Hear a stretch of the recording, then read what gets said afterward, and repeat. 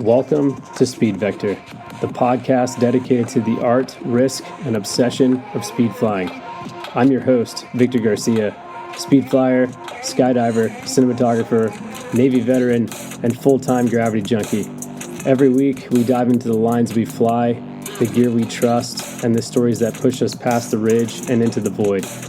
Whether you're just learning to launch or chasing the perfect line, this is where speed flyers come to connect, learn, and stoke the fire. This is Speed Vector.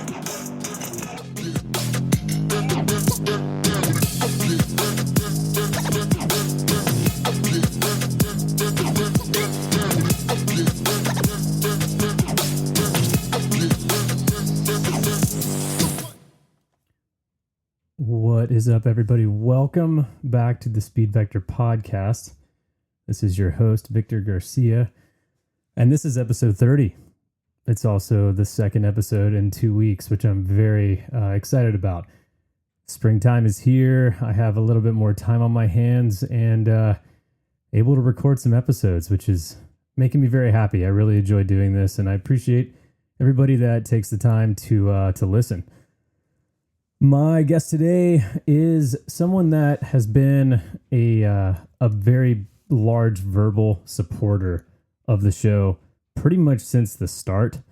I don't remember exactly when we first connected on the interwebs, but ever since then, I can pretty much count on Nico commenting, sending me a message, or all the above every time anything is posted or a new episode comes out. And yeah, the dude's really cool. I've kind of gotten to know him a little bit just over the web, and it was cool to get to sit down and talk to him. His name is Nico Tournant, and for my predominantly English-speaking listeners and friends out there, you could also say his last name is Tournant or Tournant or Tournant, but correct pronunciation is Tournant.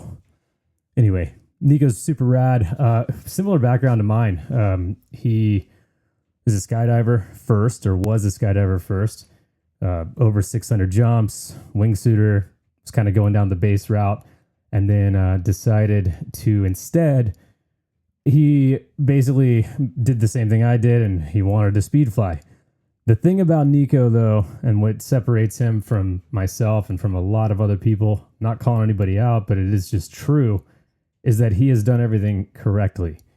Instead of going straight to speed flying, he went to paragliding. He happens to live in San Diego, really close to Torrey Pines. If I lived 20 minutes from Torrey Pines, I'd probably paraglide a lot too, just saying. But either way, the dude has a great head on his shoulders, and he did it right. He did not start speed flying until after he had his P3, and then he got formalized instruction for speed flying. He started on a 16-meter Dragonfly, eventually worked his way to a 15-meter R3, and now he's flying a 13-meter R3, a couple years removed from his beginnings in the speed flying world.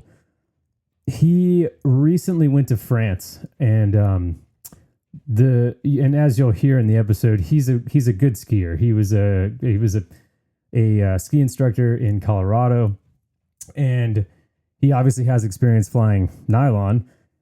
So, a lot of people would show up to France with their speed wing and their skis and just go send it and try to figure it out. But that's not Nico's style. Nico took a formal course that was a week long and then spent an additional 10 days in and around France, getting tons of laps. The dude did over 100 laps on his trip, which is amazing. He got really lucky with a good weather window, and he talks pretty openly about the course. He talks about his experience there, and honestly, like, besides him just being an awesome dude, I wanted to have him on just to talk about the course, like talk about what it's like to be an American and take a speed riding course in France, and just all the ins and outs. And I really enjoy getting to hear about it. It's definitely something that I want to do. Even though I have been speed riding, I still, would love to go there and take a formalized course. Nico is starting a new business called Healthy Morning, It is a direct from the source coffee company that's also direct to consumer.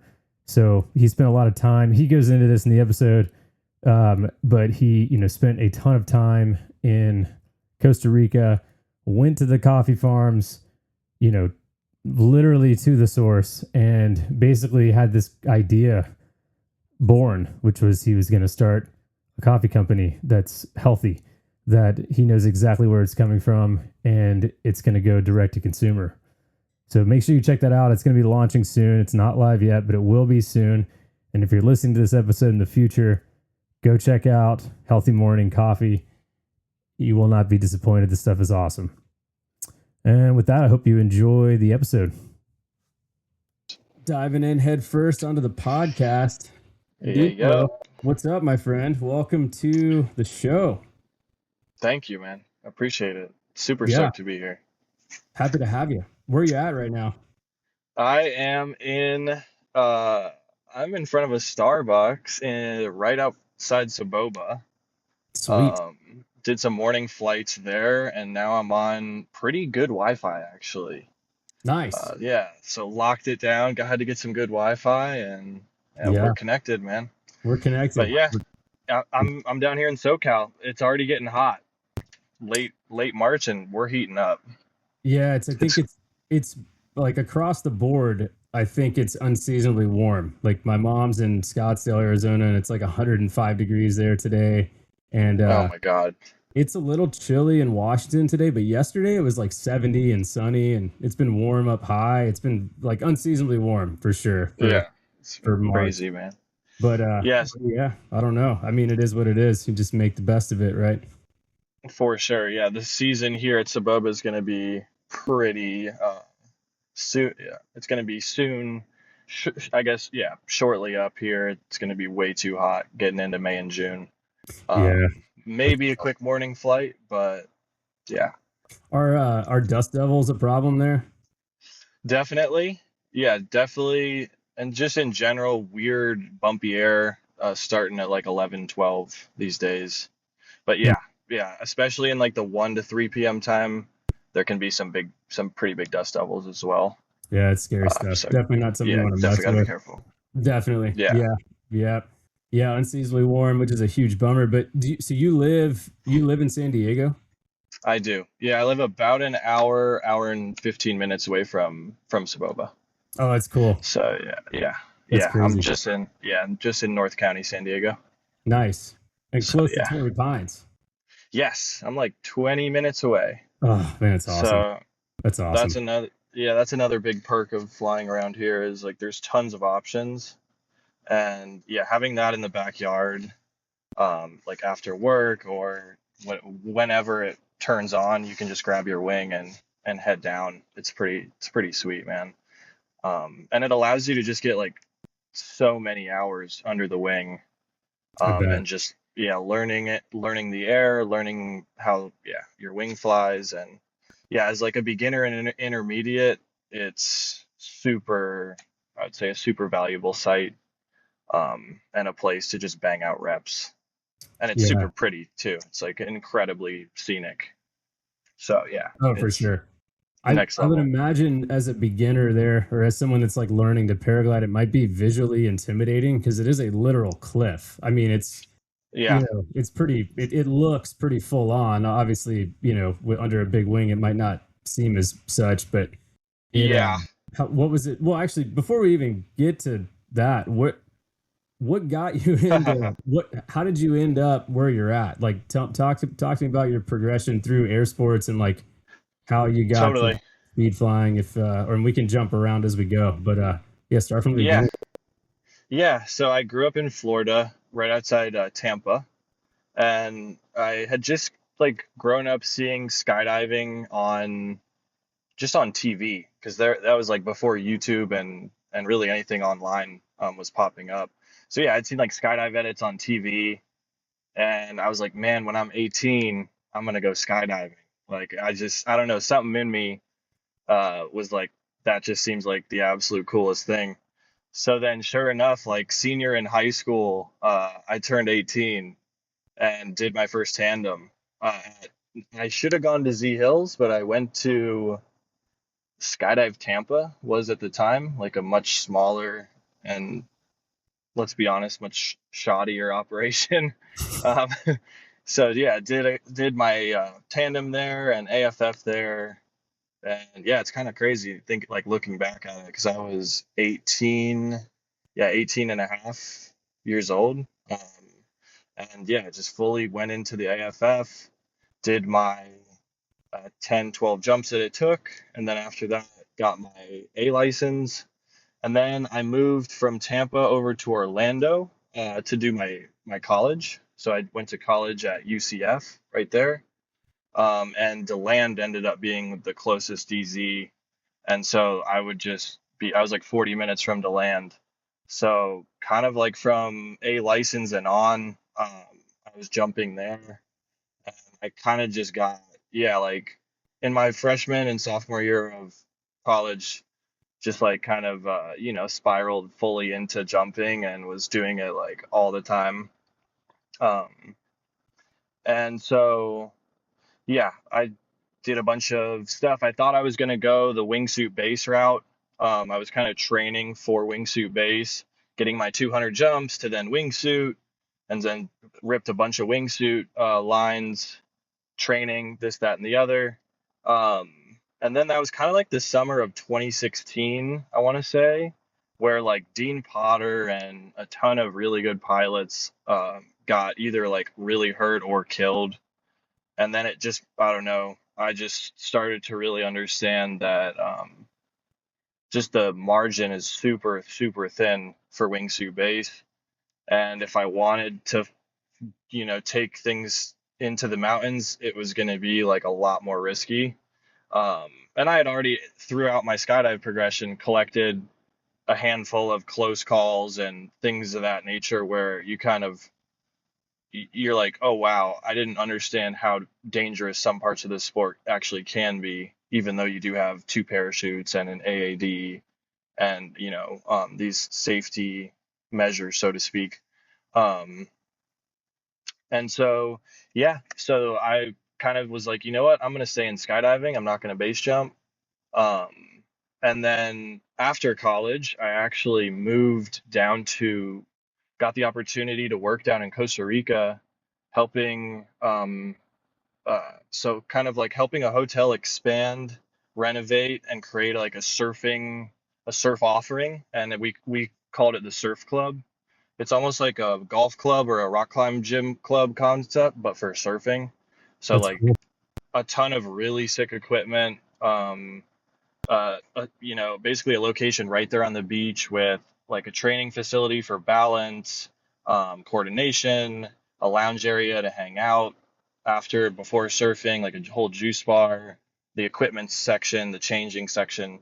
So it was a very structured environment, and then we would run camps and lessons and all sorts of stuff like that.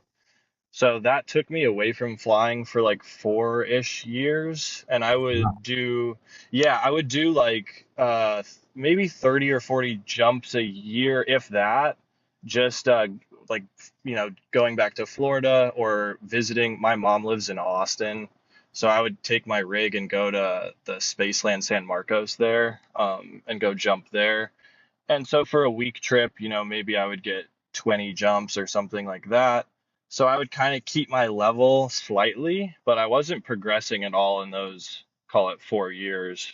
Um, so then, yeah, COVID hit. It grinded the whole project to a halt. And after 6 months, I was like, I kind of waved the white flag and said I'm moving back to the US. Dang. So yeah, then yeah. So yeah, we were in the middle of the project. I mean, it had launched, it was going really well, but we were still trying to add to some of the, facets of the business. So that stuff I basically was able to do partly remote, and then I was also working as a ski instructor, part-time out in Colorado as well. Oh, So cool. I did like 2 or 3 seasons out there. Yeah, ski Nice. instructing, and then still working for the business in Costa Rica, kind of like part time. And I've kind of carried that through the last number of years. And actually, we're expanding the idea out to other places.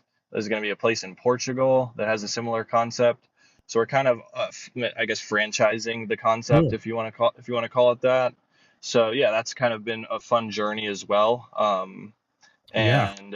And then now, obviously, I am uh, launching this new coffee business that, through living down in Costa Rica for those 4 years, I through just traveling in Central America, surfing a ton in general, I basically met a lot of really cool farmers, roasters, people that have been doing it for generations, and it's kind of in their DNA and their family's blood. And so yeah, we're going to be pairing with them, and basically it's going to be grown, roasted and grown in the origin countries, and then shipped straight away to us after roasting.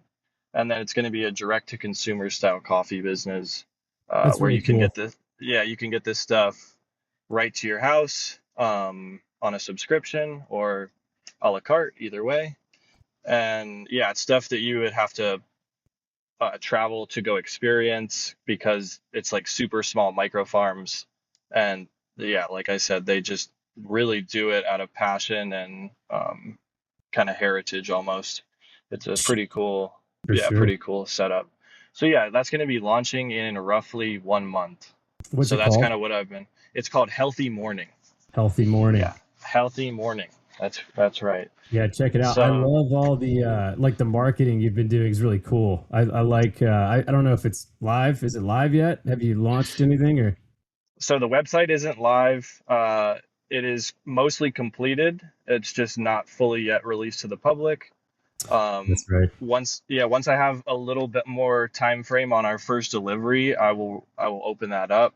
And there's a ton more marketing content on the website that describes kind of what we're doing, who we're sourcing from, how we discovered, these farms. And yeah, the cool, it's agroforestry and regenerative farming. So the farming practices are really good for the environment and produce just like the highest quality fruiting bodies out there. So it's like a huge, we're trying to support that kind of farming, and we hope that people enjoy that level and that extra quality in the flavor, and yeah, the experience. So it's kind of like a passion project.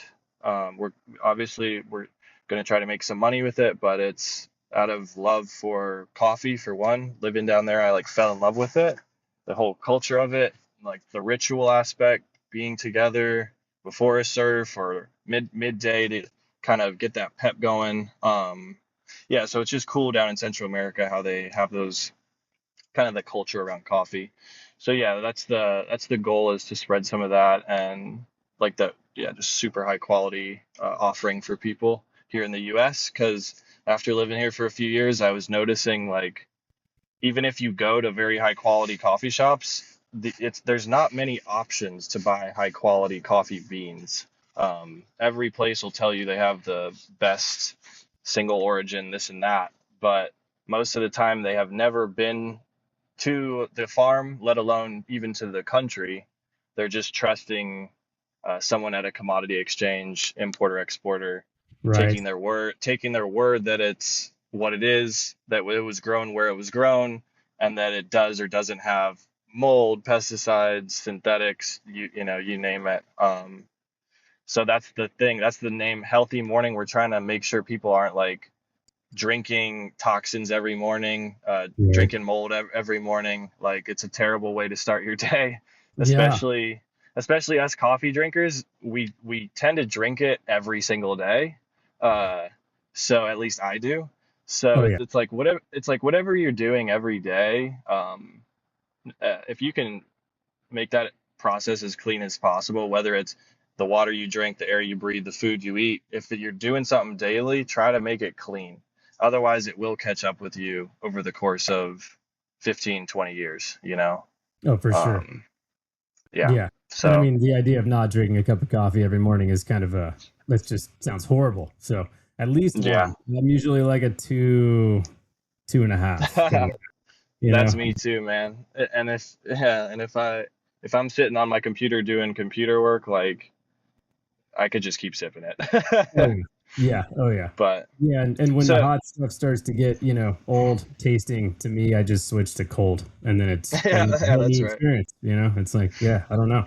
Yeah, we could drink that stuff all day, but Yeah, yeah. So when I get my first drop, I'll definitely send you some to try out, and I'd love cool. to hear your thoughts on it, man. Yeah. No, that'd be Yeah, great. Yeah. I for have a little sure. bit of a coffee history. Also, Yeah, I went down like the roasting road.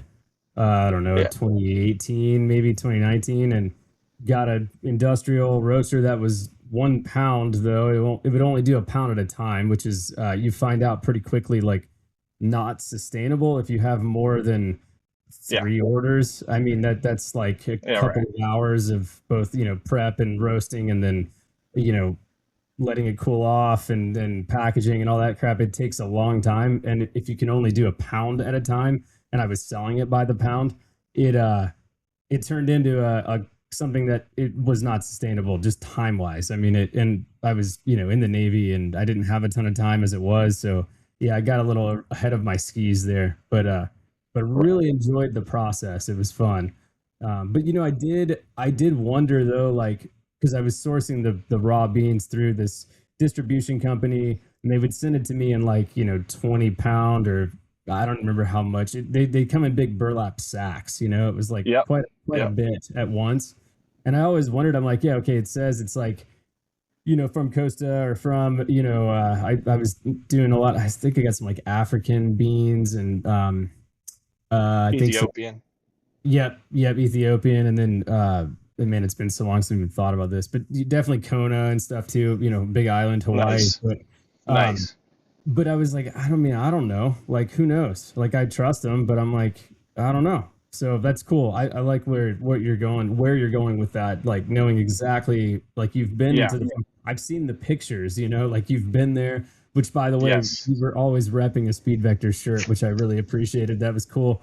And I think, of course. yeah, you sent me a bunch of stuff, and that's why I was like, oh yeah, like your marketing's awesome. But I realized that I'm like, oh, it's probably not live yet. So sorry, little teaser there. But yeah, you'll definitely see a lot of Speed Vector logos in the pictures of you out on the farm, checking And it that out. that's it. That farm we found because the surf that day was so big. It was like a double XL swell, like 20 foot with a ton of current, and it was Wow. kind of just closing out at all the spots that we were potentially trying to surf. And so we were like, you know what? We have this rental car. Like, there's all these thick mountains and jungle everywhere. Like, let's just go explore up the mountain with the rental. And so we literally drove like an hour up the mountain, and like halfway up we were like, oh, let's like look for a point to go explore at the top. And I just happened to find this like coffee farm on Google. And so we put it in, and yeah, we pull in, it's like 5 p.m. They're completely like shut down. But we like met one of the guys that runs it, and he was like a super cool guy and just answered a couple questions, and could kind of tell we were just there to have like a cool adventure, and like we're really genuinely interested in the place. So he like invited us in to their like hangout and showed us some of the parts of the farm, and then we ended up having like wine with them as the sun was setting, and we're like probably 5,000 feet up over the sea level.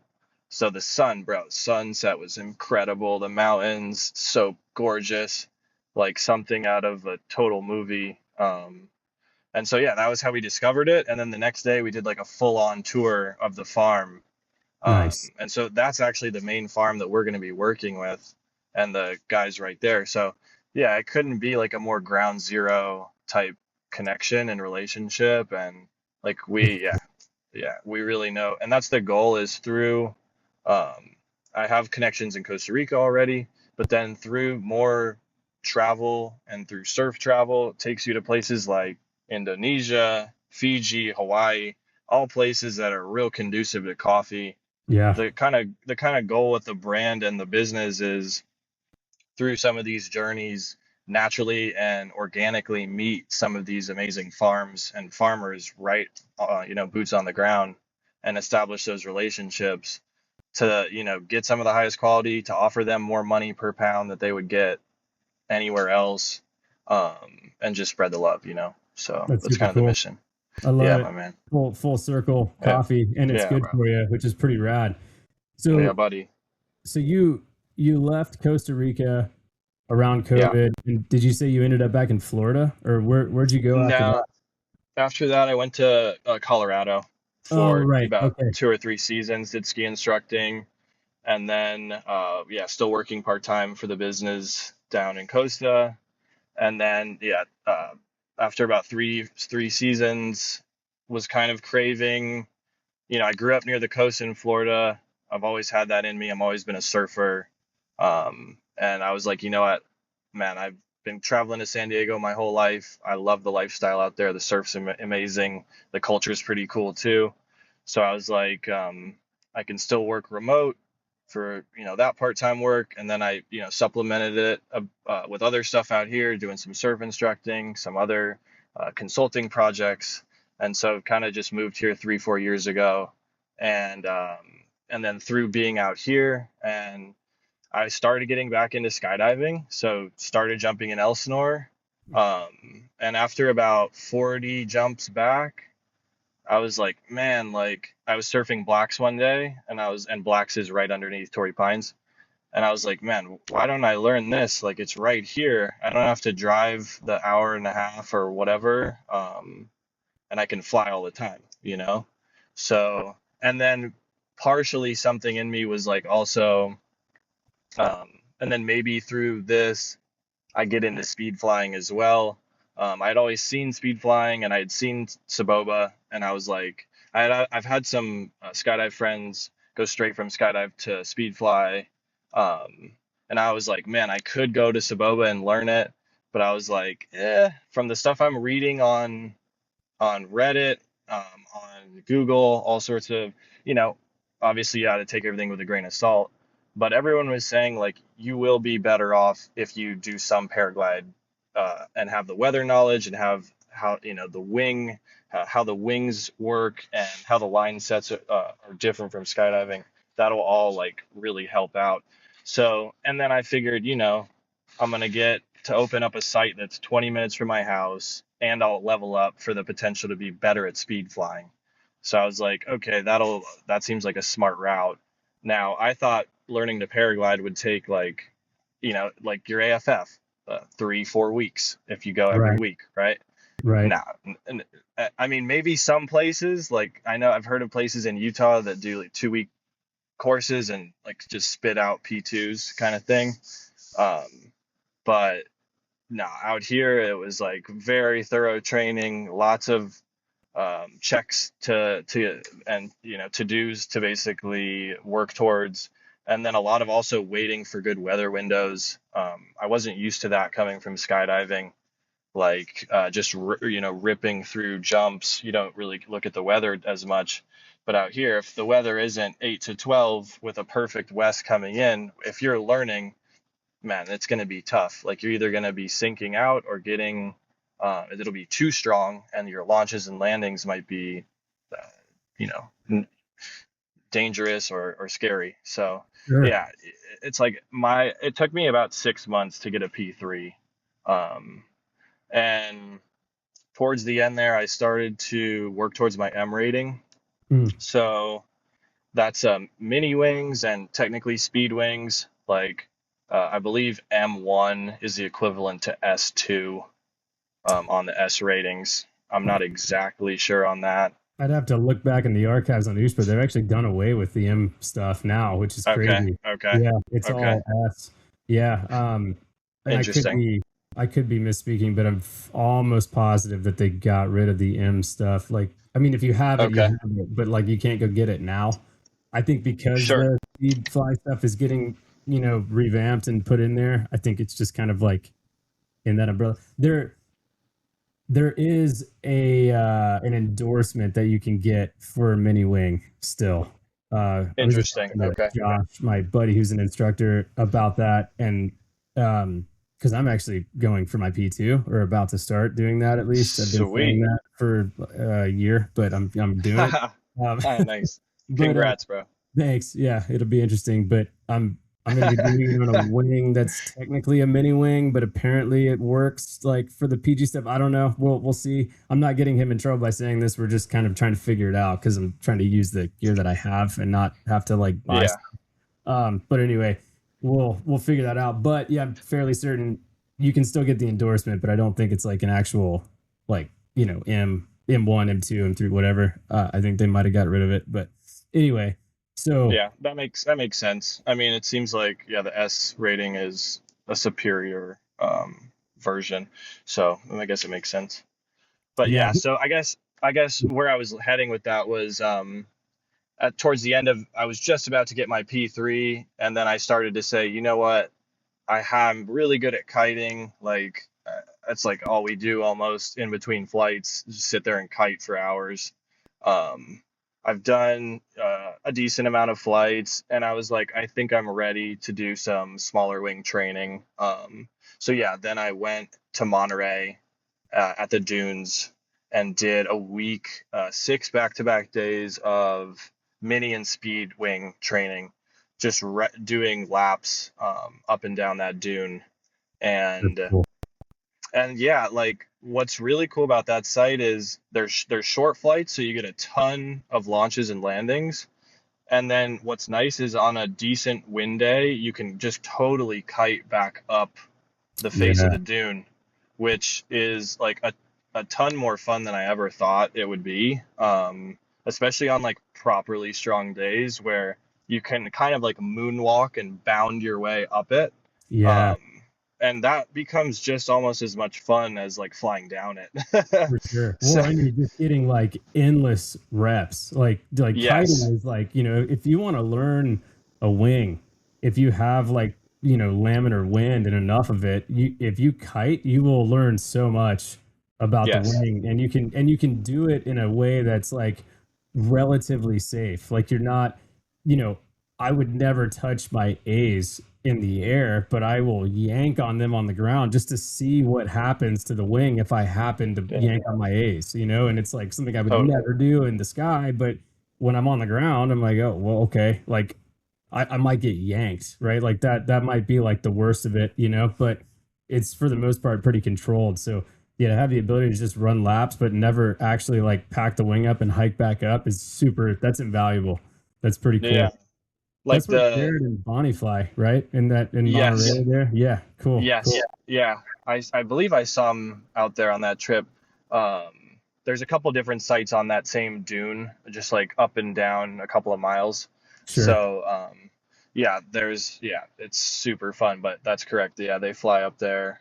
And dude, yeah, it's just if you're out there for 3 or 4 hours, you're literally you're in touch with your wing for that 3 or 4 hours. Like if you take a flight, you're in touch with your wing for 3 or 4 minutes. Yeah, if it's a big um one, yeah. If yeah, it's a big yeah, flight, right. So yeah, yeah, especially in the beginning, it was, I think, the best way to do it. And it made like when I was kiting, and then when I would go to launch those first launches, so forgiving. You're yeah. not scared, so you're just focused on your technique without being scared. And yeah, the margin for error is it's just a ton of margin for error. So then, yeah, after those, I mean, I was getting real good, also learning how to kill it with the C's so you don't get dragged. And it was actually cool because then I went back to my big wing, and on higher wind days when I'm doing like a reverse launch, I'm way more confident now because I have the power of the seas and I know exactly Right. how much pressure to pull. Um, and yeah, there's just these little uh, tricks and things that you gain. So yeah, I gained a ton of insight there. And then when I did go and launch my first speed launches in the mountain environment, none of it was scary. Like it just felt like I was executing a skill like riding a bike. And you got it. And you're like, of course I'm gonna go down this flat street. Like this is not cake, but it's like, of course I'm gonna do this. So that's kind of like how my mentality is with flying is if you put a lot of an uh, if you put the right groundwork in and the right preparation in, you shouldn't be that scared. And if you are scared at launch, it's probably because something's off, either your preparation or the weather or, other factors. But yeah, Yeah, I'm I don't with you. know. I'm with you Yeah, on that. it's always better to be a little more prepared than a little less prepared. Like, it's just, yeah, it's just, and I'm still an intermediate, so I can't like preach like I've been doing it for 20 years. But from the people that I have seen that are doing it for 15, 20 years, they go low or they do like a real slow, steady progression, and they're doing it not to like get the clip or not to do the next best thing. They're doing it for the love of the sport and the love of like being outside with friends and for the experience more so than that next little notch or yeah, I don't know, cool Yeah. thing. So yeah, I'm with you. that's kind of Yeah. my mentality. Yeah, you're never gonna rise to the level of the occasion. You always fall to the level of your training. It's something that Totally. I got from the military that was preached to me and to everybody, beat over the head with it. But it transcends that, of course. Like it could be anything, but with air sports, obviously, it's important to not get over your skis because the Oh my God. consequences of making a mistake can be, life altering or fatal, right? So it's like the more responsible you can do it, the better off you're going to be. How many skydives did you have before you started paragliding? I'm just curious. I did just under 650 skydives, so like 635, 640, right Yeah, in that's a there. lot. Yeah, I mean that's a good chunk of experience, especially flying different Decent. canopies and you were Yeah. wing shooting, so you're probably jumping a 7 cell or maybe Yeah. just like a 209 cell. Um, Yeah. yeah, that's very respectable. And then a lot of people, and I mean, I'm guilty of this, right? Like I was a skydiver. I guess I still am, although I haven't jumped in almost 2 years now, which is crazy. Dude, same here. I'm almost Yeah, at the 2 year mark myself. yeah, June, like end of June 24, I Yeah. think was my last couple of hop and pops at Skydive Arizona before, like on my way out here, like when we were moving out here. I went to Arizona to get all my like ski stuff at my mom's house, and Yeah. made a pit stop at Skydive Arizona and did like five hop and pops just to get a feel for. I hadn't jumped in Arizona in a while, and I wanted to just get a few laps in or a few reps. Yeah. But yeah, it's been that long. I mean, I still have all my stuff. It's just it's been in a Same bin. here, man. It's hard to like speed flying so much fun, and it doesn't cost anything. And like Yeah. I mean, I've talked about this ad nauseum, but like it doesn't cost anything. No one's telling me when I can do it. Like I'm my soul. Like I am responsible for myself and my decisions, and I love Right. that. And I love that like you don't have to take a plane up. You can just go find a hill, or you can go up a mountain, or you can do whatever. And like if it works, and you got the skill and you do it, it's awesome, right? So like there's obviously most people that listen to this probably understand that. Like it's not like a foreign concept, but no, Yeah. the route that you took is really cool, um, because it's probably the most responsible route. Like I skipped paragliding because I wanted to speed fly because I was like, well, Yeah. I'm already flying like relatively small parachutes, so why not just fly something that's like a bigger parachute, but like that's floatier and like so like a 15-meter speed wing, it would be way floatier than what I was used to jumping. So I'm like, oh, this is responsible. Like I'm not going to Yeah. an 11 right off the bat. I'm like I'm being responsible, but I think that it's so different, and I had growing pains and I had like a learning curve and I made mistakes and I got lucky and like I wasn't full sending it. I was doing it at like small sites and stuff, but it doesn't really matter. It's like if you leave the ground is Yeah. hard. You make a Yeah. mistake, the ground's probably going to win, So if I could go back, I mean, I don't know if I would change anything because I probably wouldn't be where I'm at right now, especially with this show. Had I gone to paragliding first, because I wouldn't be where I'm at in speed flying, So I Sure. don't regret it. I just if I had a little bit more like insight, knowledge, or if I wasn't just so gun ho on like I just want to keep flying small parachutes, um, I probably would have gone the paraglide route first, Also, the price difference is ridiculous. Like Dude, yeah, I it's mean, yeah, crazy. you can find used paragliders, but like in the a decent price range, they're like 10 years old. I mean, I'm sure there's Yeah. outliers, of course, but to buy It's new it's gear, it's it's it's like about it's about double. I would say like the wings are roughly double. easily, Um, yeah, yeah. easily. I just bought a new Fizz for 1,800 euro, which is 2,100 bucks, brand new with the taxes and everything.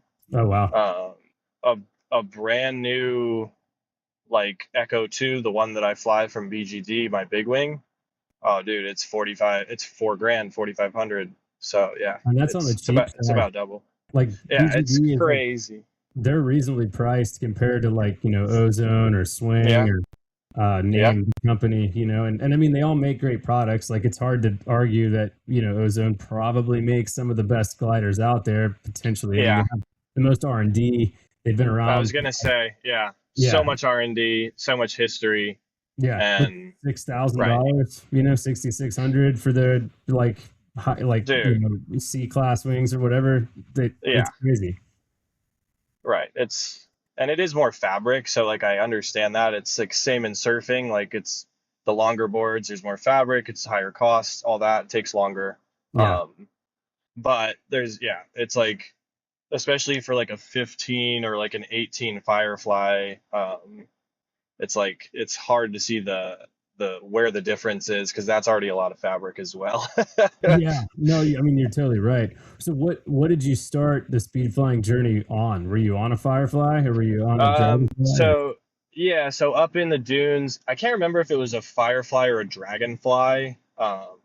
Either of those. It's one was the model right before the other, but Mhm. I started on an 18 of that.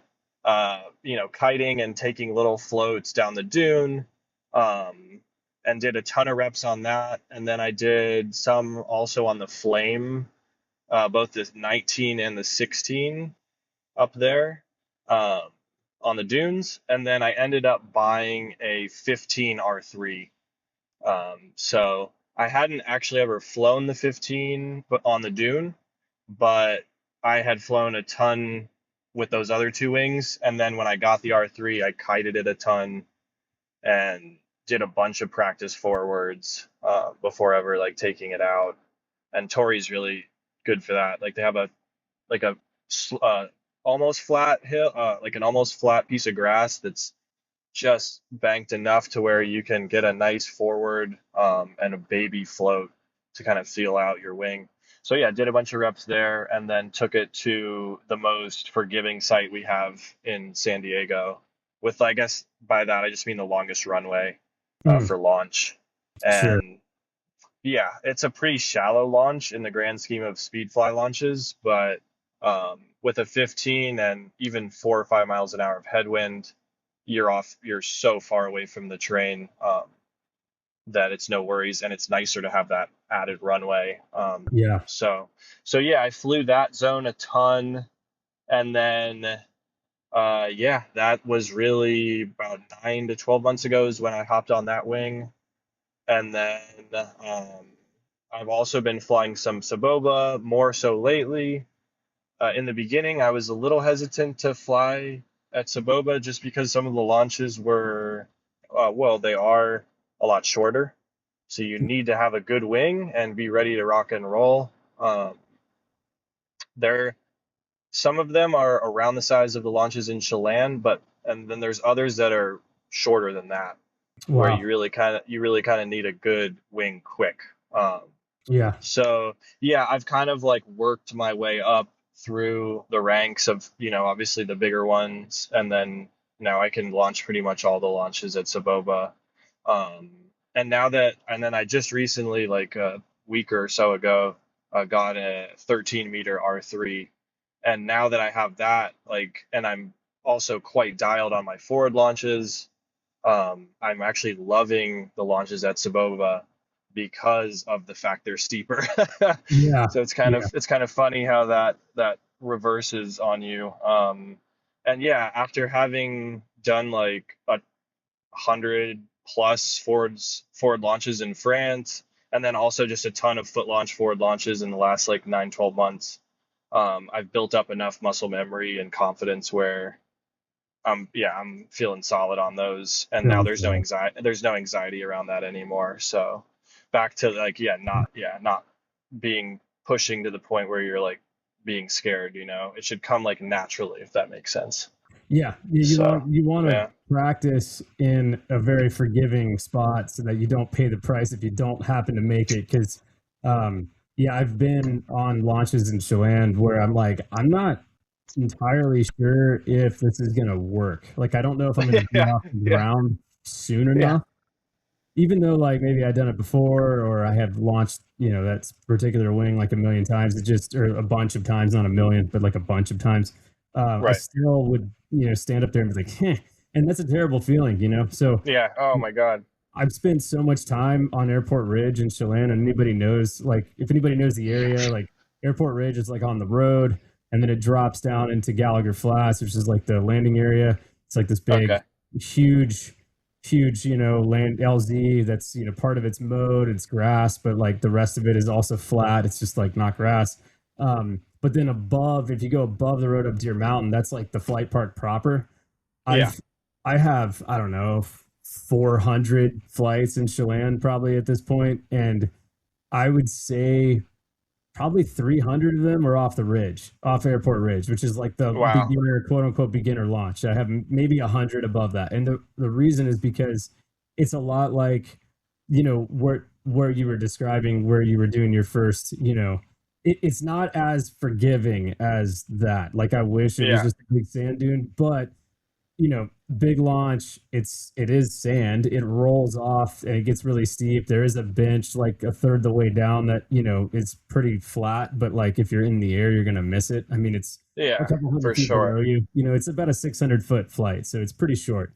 But it's like there's no better place for me, at least, to rep launches and landings than that spot. And then you can play around too. Like, yeah, even on a 9-meter wing, I had ample time with the trim open to make like multiple turns and hit my imaginary gates and then still have time to set up and have a nice landing. Like it, so there's time in a 600-meter or 600-foot rather flight. Yeah. Oh yeah, for sure. But but like it's super forgiving, like the launches, like off Airport Ridge. So just repping it out to the point where like you're solid, and then go to the steeper, Yes. scarier, more high consequence launches. Um, Yes. Rather than being up there and wondering, if it's gonna work. Like that's the worst feeling. Is like I don't know. Like I don't know if I have the runway for this. It's like that's a terrible feeling. I'd rather just hike down because it's like Right. what's the point?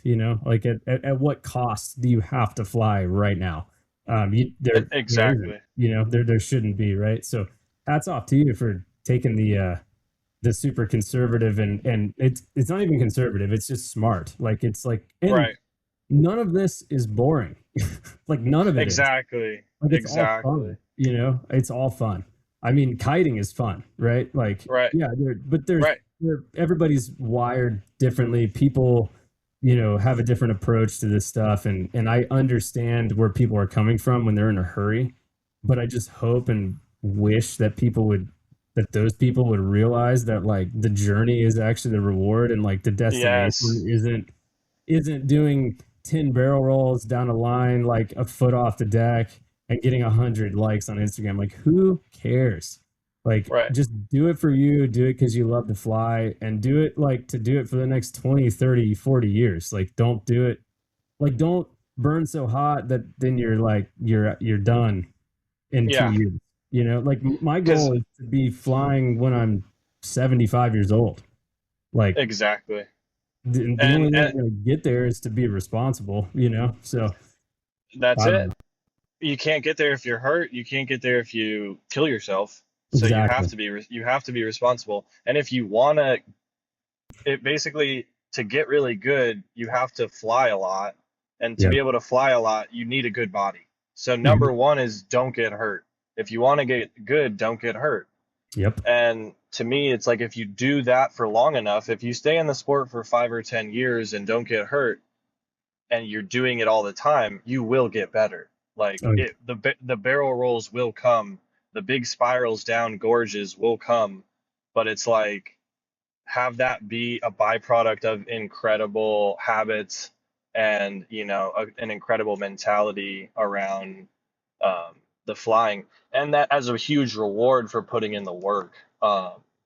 I think, yeah, it's like it's fun to leave things to do, because if you just go try and do everything the first 2 to 3 years, I think you can burn out, get hurt, and maybe after you've done 20,000 barrel rolls down certain lines, yeah, who knows? Maybe you start to get over it, but it's like that's why I think it's cool to almost, um, yeah, almost not bleed out the progression, but just enjoy the ride and know that um, you'll look back on this period of your flight career and say like those were the good old days, or those were some of the super incredibly adventurous moments where you're going to the country for the first time, meeting the people, learning the customs, learning the flights.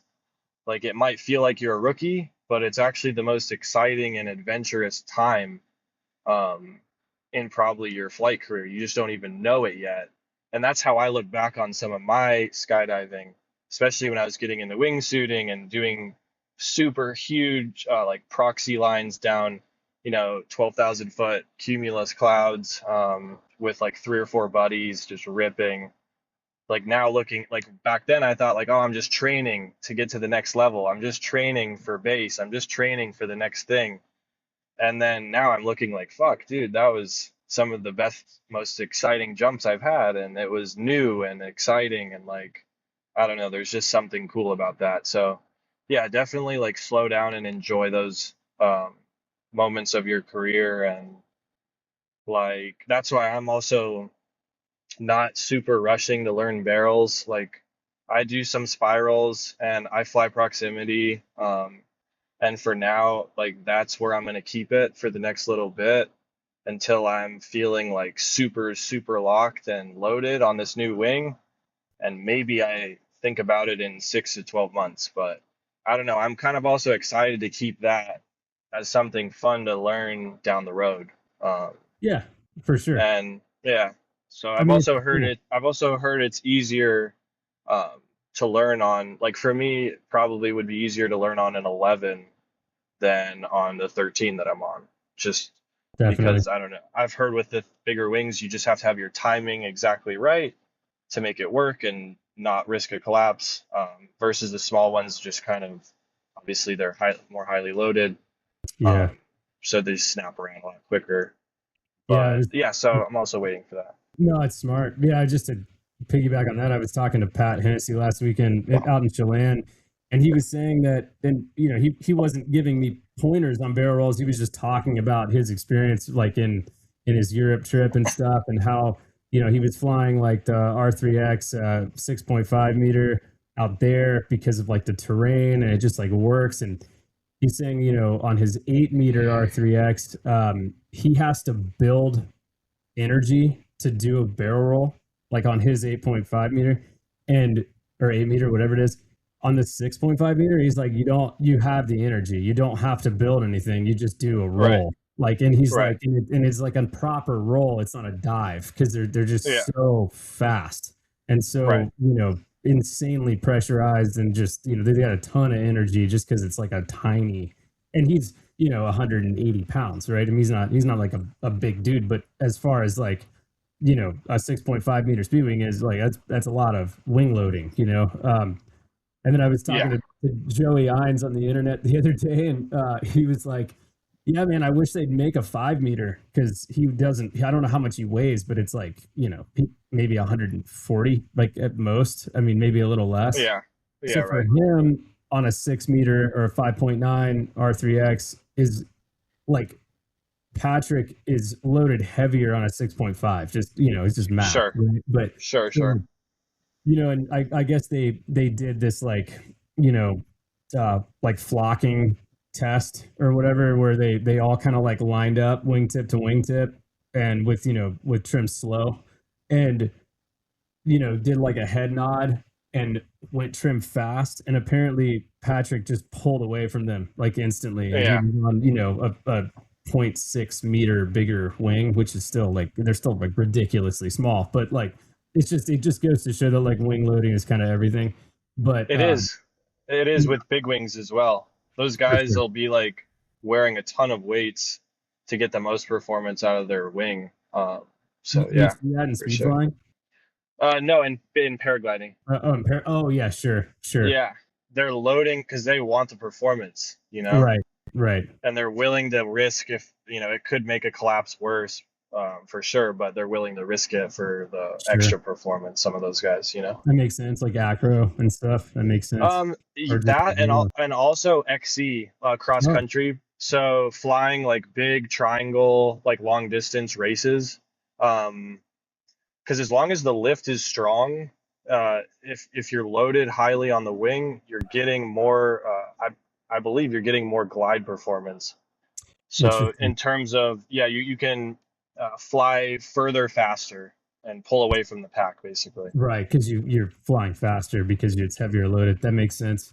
I've never thought Yeah, about it actually in like an XC. That's interesting. I also don't paraglide, so I do have a dude. Yeah, P1. I took the the test. I passed XC. the test. Like learning about paragliding is pretty cool. I know because when I signed up at Tori, I was just like, okay, I'm gonna fly here. I'm gonna ridge soar. I didn't really know about thermaling, about uh, doing huge long distance stuff, or like the X Alps where they're going for over 1,000 kilometers, uh, mostly via their big paraglide wing and thermals. And so I was like, wow, this is actually really interesting. Thermal, I can't say that I'm into thermal flying. It's kind of scary. It scares me to not. Me too. I'm kind of like you. I'm used to coming back down with a wing. Mm, And when I am getting super lifted on a strong day, it's not a very good feeling. And I've had a couple strong days where I've almost scared myself a bit. And I was like, okay, I need to give this a lot more respect than I thought. yeah, So yeah, but yeah, dude, those guys do huge days, hours and hours up there, and yeah, no, it's crazy. But yeah, I think we were talking about wing loading. That's what got us on the bigger wings. Um, and yeah, I could see how Joey Ines would want a smaller wing. I also know a few female pilots that are small gals that would probably be in that same category. oh Incredible for sure. pilots, and they don't weigh enough to properly load it or to load it enough, right? So Yeah, um, yeah, it's it's interesting. crazy. It's interesting. So, Yeah, but yeah, those little wings, like man, from what I've seen on the internet and from what the videos my friends show me, they just snap around. Whether you're doing a spiral or a flat roll or kind of a hybrid of the two, um, boy, they just snap around. And I feel like that's also it's safer to have a wing that comes quickly around because the last thing you want is to huck a spiral or a roll and be looking at the terrain and have it take a while for your wing to turn around. around. Um, Yeah, so, I mean, as long as you have really good control of that fast wing, then I think having that added speed gives you almost a little bit of a layer of safety, for doing stuff like that. So that's another reason for for sure. me anyway, to want to wait Yeah, on some and I of that mean, stuff. obviously, like, yeah, anybody that's looking to get into barrel rolls, like, get proper instruction, like, go to Chelan, you know, Yeah. Pat Hennessy and Ian Chartani is going to be out there this summer. They already are. Actually, Ian's not quite there yet, but Pat's there. Um, you know, go to Saboba, like, go wherever, like, seek proper instruction because it is a very serious maneuver. Like, and we're not talking about, you know, like a spiral dive 360. We're talking about, like, actually, you know, doing a barrel roll. Obviously, Yeah. both probably get proper instruction, but yeah. Speaking of proper instruction, dude, one of the main reasons, not the main reason, I wanted to have you on the show because I like you. You know, you're a huge supporter of the show. Like I For don't know. I sure. feel like I associate you with like just being super stoked on, you know, flying and on the podcast, and you've been super vocal since the beginning, which is rad. Like whenever you discovered it, I feel like from that point on, like anytime I post anything, you're like on it. You're like, I don't know. And I appreciate that. I think it's cool. So you also For sure, bro. bought a hat and a t-shirt. I think you were the first two, which was super rad. So Nice. yeah, I love that. yeah, you're always sending me pictures on Instagram about how you're, wearing it and stuff. And I think it's cool. It means a lot to me. So thank you for doing all that. Of But course, bro. Of course. man, back again for round two. Round two. Another set of technical difficulties has set us back a day or two, but that's all right because we're here, Nico. We're live. We're in the flesh through the screen. That's right. Doing the thing. That's Oh, man. right. Yeah, sorry about that, dude. Jeez, it's tough. I'd rather do these in person, but it is logistically impossible. I mean, I could do like one every few months, if I got lucky, I'd hit a bunch of people at once if people were like around. But yeah, the internet just opens up I the hear door. it. It's pretty cool, but there are No, I downsides, hear it, man. It's tough. internet issues. Yeah. Maybe this fall in Chelan we can rip one in person, Oh yeah, no. If you come back into Chelan in the fall, for sure. Yeah, that's happening. 100%. A little speed fest action. Yeah, yeah. That was kind of my goal last year, but I ended up not doing it. I did get a couple, I think. I mean, I did one with Todd around that time. Right. Maybe it was a little bit earlier than that. I don't know. But like my plan was to kind of like go around, but I was only there one day, and that was the day that nobody was there. So like Yeah. I missed you. I missed Bonnie and Jared, which I ended up. Well, I talked to them briefly, but like we didn't have time to like do a podcast, so I got them on eventually, and we did it just like this. I mean, it was just like over the computer. Yeah. But yeah, That's no, how there it's gotta was. They're just everybody showed up a day later, but it all worked out. Yeah, I was working that morning and planning to come for the afternoon flights, but the weather picked up and the wind just got pretty bad, and it's actually started raining, I think, a little bit too. Did you fly? So I think we or call did you drive? To Seattle or to Washington. Yeah. I flew and then rented a car from Seattle.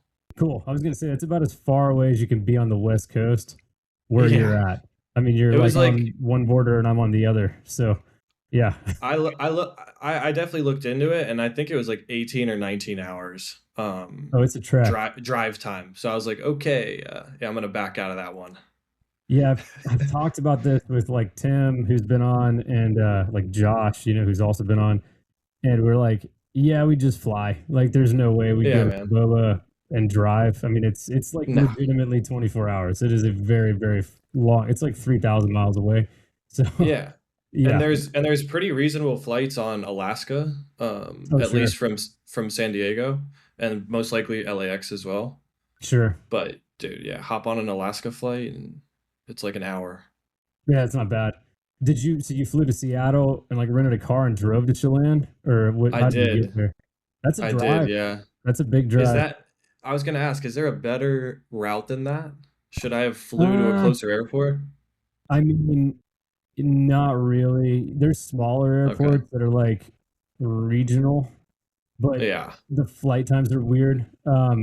And quite frankly, they're not that much closer to Chelan. Like, it might save you an hour, but it would be a huge headache because you'd have to, like you'd land at like midnight, and then you could rent a car because they're open, but then then you're not getting to Chelan until like 3 a.m. and that pretty much blows the day if you're at all normal. I think it was a 3-hour drive, so it was something, but not so bad, Tim lives in the Seattle area, and he doesn't like. I do day trips to Chelan. I've never actually like slept there because it's not that far for me. It's like 2 hours, but for Tim, like I think it's like 3+.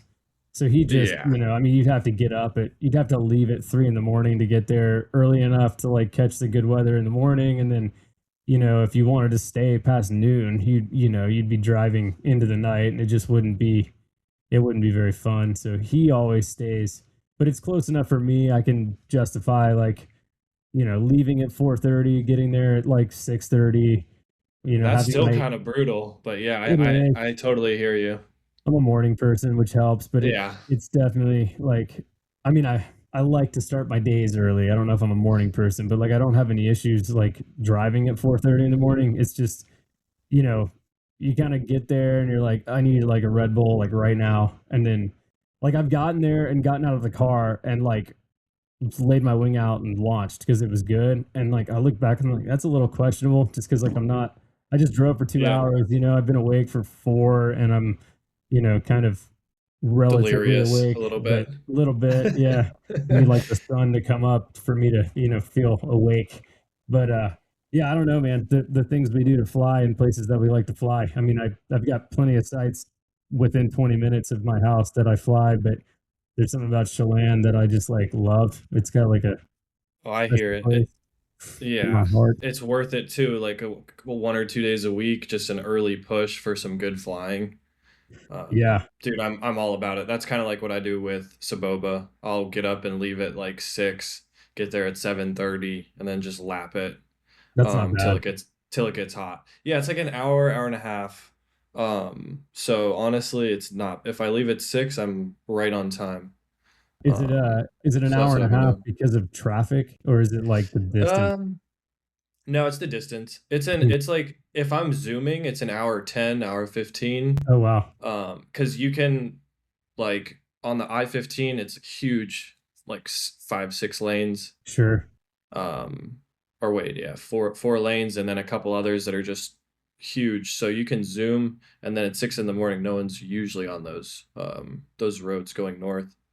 Fair But enough. yeah, it's just long. It's just like 50, 60 miles away. So Sure. it's Yeah. definitely a bit of a push.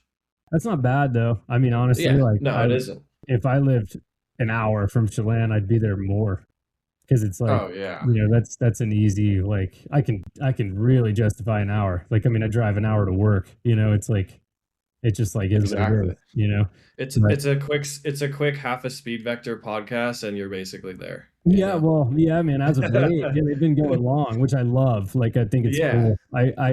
I like podcasts that are longer. Like, it takes a little bit of time to like get into it, and then especially like when I'm listening to it, you can tell. Like, I mean, even on like Joe Rogan's show, like his are like probably average 2.5 hours. yep, I would say. I don't think he goes for much sure. over that usually, but it takes time for people to warm up. Both him, I mean, he's pretty switched on, but like you can tell, it takes a little bit of time. Oh So yeah, I like the longer form stuff for sure. 100%. That's my style as well, man. Yeah. Do you listen to music or are you just like a podcast guy? What's your, Oh, I definitely listen to music too. I would say it's like 50-50, like in car rides. Because I think it's nice to like learn something or just hear other people have share their ideas on a topic. But then I also, yeah, like I really enjoy listening to music, all sorts really. Like, yeah, so I'm definitely a both person. Can't say I'm one or the other.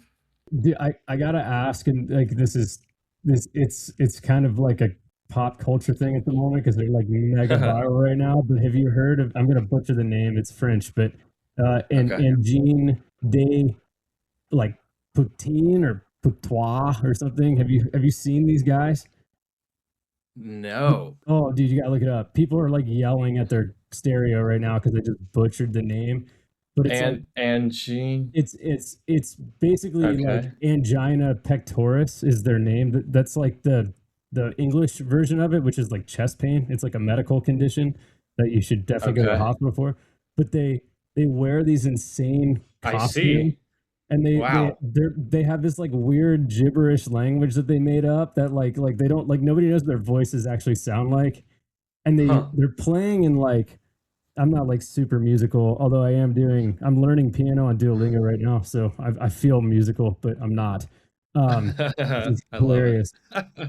But I'm like I'm actually learning piano too. It's funny you say that. I just do it on Are my phone you now. LLC curious? Sorry. Oops. You got to check them out later. They're amazing. But they play like microtonal music. Like it's not normal. Like the notes that they're playing, it sounds like it's out of tune, like the guitar, right? So this Okay. guy, it's two people. There's a drummer, a guitarist who's also a bassist. So he's got this like double stack guitar on top of a bass, but then he like apparently custom made his like frets. So they're all like Huh. like microtones. They're like notes within like between notes. It's not Right. normal. Um, there's no words. Occasionally they'll say some weird gibberish alien thing in like a synthesized voice, but it's like there's no words. It's just these like crazy layers of guitar and bass that are like looped on each other. You just gotta Yeah. check it out. Like anybody that Okay. has, I mean, I'm Is shocked you it is it haven't seen it. new? Is it a new group, or have No, they they've been been around doing since it? like 18, I think, but Okay. they just got popular, and I think Huh. their new album comes out in like a few days. I mean, dude, like when I say popular, I mean like they went like mega viral, like more viral than like a Interesting. normal viral anything. Like I mean, it's like it's the weirdest thing I've ever seen, but it is so good. Even and the only reason Yeah, I they know have. any of this is because I've watched like viral YouTube reviews of them, of their viral video, which is Okay. like hilarious, you know. But anyway, Yeah. I'm diving into the viral scene right now. I've bought into the, Right, right, right. but they're so like counter cultural. Like it's not like what you would think of popular music. I mean, it's the opposite. It's like it's so weird, but that's why it's And cool. and you said they're French, huh? They're French Canadian. Yeah, they're from like French Quebec. Canadian. Yep, Okay. yep. But like I didn't even Dude, know. Like initially, I didn't know if they were like guys or girls. Like I had no idea because the costumes like are Daft so Punk. weird. Daft Punk was also or is also French. I feel like that's kind of a thing to do there, huh? Maybe, I don't know. yeah, maybe. They're very like trendy with their art and stuff like that. So I could see Sure. why they would be French. Yeah, But yeah, Daft Punk for years, nobody knew who they were either. fair. And because they had the masks, like the That's robot right. masks. That's right. Yeah, that was Incognito. kind of crazy. And I then can obviously appreciate some eventually Daft Punk. they figured it out. Yeah, Yeah, dude, Daft yeah. Punk is good though. I They love do. it. They are. They still are. Yeah. Are they still Yeah. making music? I don't even know. I don't think so. I Really. think they did like a hard stop to go pursue like slight other genres and in their own kind of directions. I could be Sure. wrong on that though. Damn. But yeah, I don't think they're making music together. That's a bummer. Dude, what the Yeah. rabbit hole? Sorry, I just went down a path I wasn't expecting to go down, but yeah, definitely You're check them out. good. Yeah, jeez, I'm gonna steer this ship back in the right direction. I've noticed something throughout your videos on Instagram, and that is Yeah. that you run a reserve when you speed fly. And I'm wondering, so a couple parts of this. I'm wondering, A, is that because of your paraglide background and you just like used your front mount reserve that you had for paragliding, or is it something that like is deeper than that? Like, do you have like, look, I guess what are your reasons for taking the extra couple minutes to put your front mount reserve on before you speed fly versus just like leaving it in, at home with your PG stuff? So on my harness, I can actually leave the reserve mounted on the level wings harness. Like usually when I'm summer flying, I just leave the leg straps connected, and then I have my reserve mounted onto kind of the bottom loops underneath my leg straps. So Hmm. actually, like I can fully use my harness reversible. Like I switch it in and out with the reserve on it as well. Oh, So it doesn't take any time, or it's a little extra weight, obviously, but I have I'm about 73 kilos. I have a small. I was in between a small and a medium, and I went with size small just because I wanted that little extra. Uh, I wanted that little bit less weight for the hmm. hiking aspect and the size factor. And then obviously if I were to use it, it wouldn't help me quite as much as a medium, but it's still a lot better than not having one if you are in a situation where you're going to need to throw a reserve. Yeah. So yeah, that's kind of why it's a trade-off for sure, but I went with the size small just for that factor. What reserve? But it's a Jin Yeti ultralight with the adventure style mount where you can throw it from either side, right or left, Ah, which that's is cool. nice. Some mounting platforms only have it where you can throw it right. Right. So yeah, it's just nice to have it in the option if you're spinning in one direction or the other. Fair. Uh, There was a video out of Saboba like a couple of years ago, maybe last year. I don't know, of this guy yeah, on like a Thor, I want to say. yeah, I think he was flying a Thor, where he like he launched was. and had like, I don't know what happened. I don't know if it was like a tension knot or a line over or something. Maybe some of his risers, like one of his risers that twisted. I don't know what it was, but he went into like a left spiral, and he threw his Yes. reserve as he went out of the frame because it was like, you know, the launch whatever like dropped off, and he was like, I think relatively fine. But I was watching Yeah. that and I was like, that totally changed my perspective on reserve, because, you know, when I was coming into it, it's like, well, you're not far enough off the ground. And like I just heard all the negatives. Like, you're not far enough off the Exactly. ground, you know, it's a snag hazard, it's an entanglement hazard. Like, it could like somehow deploy. I mean, you could say the same thing about skydiving rigs, like, and it happens. Like, people have their handles pulled inadvertently and like get smoked, and like that sucks. But I don't know if that's a reason to not run one. But that video really opened my eyes to, like, it doesn't. I mean, and they always say this, it doesn't take that much altitude for them to work. If you get it out, it's Exactly. going to do something. Even if it doesn't completely slow you down, it's slowing you down. So I think it's smart. I've always said that. They're hard to source. I mean, you could spend $1,100 on one, I guess, but like, who wants to do that? You know, I mean, it's kind of Right. an investment. So I understand why people don't run them. But are you the only or one of the only guys at or people, I guess, at Saboba that run them, or is it like a cultural thing? Do a lot of people run them there? No, no, not many people run them, whether it's Saboba or the other site in SD, near the border, or anywhere else I've been in SoCal. But there are a few people that do it. And just to go back to that one point you made, yeah, that video at Saboba was actually a big reason why I got a reserve, because I saw that and it put everything into perspective. You could have a tension knot or a line over and still have a pretty flyable canopy, and then fly yourself into cleaner air, or sorry, not cleaner air, just more altitude out to the valley.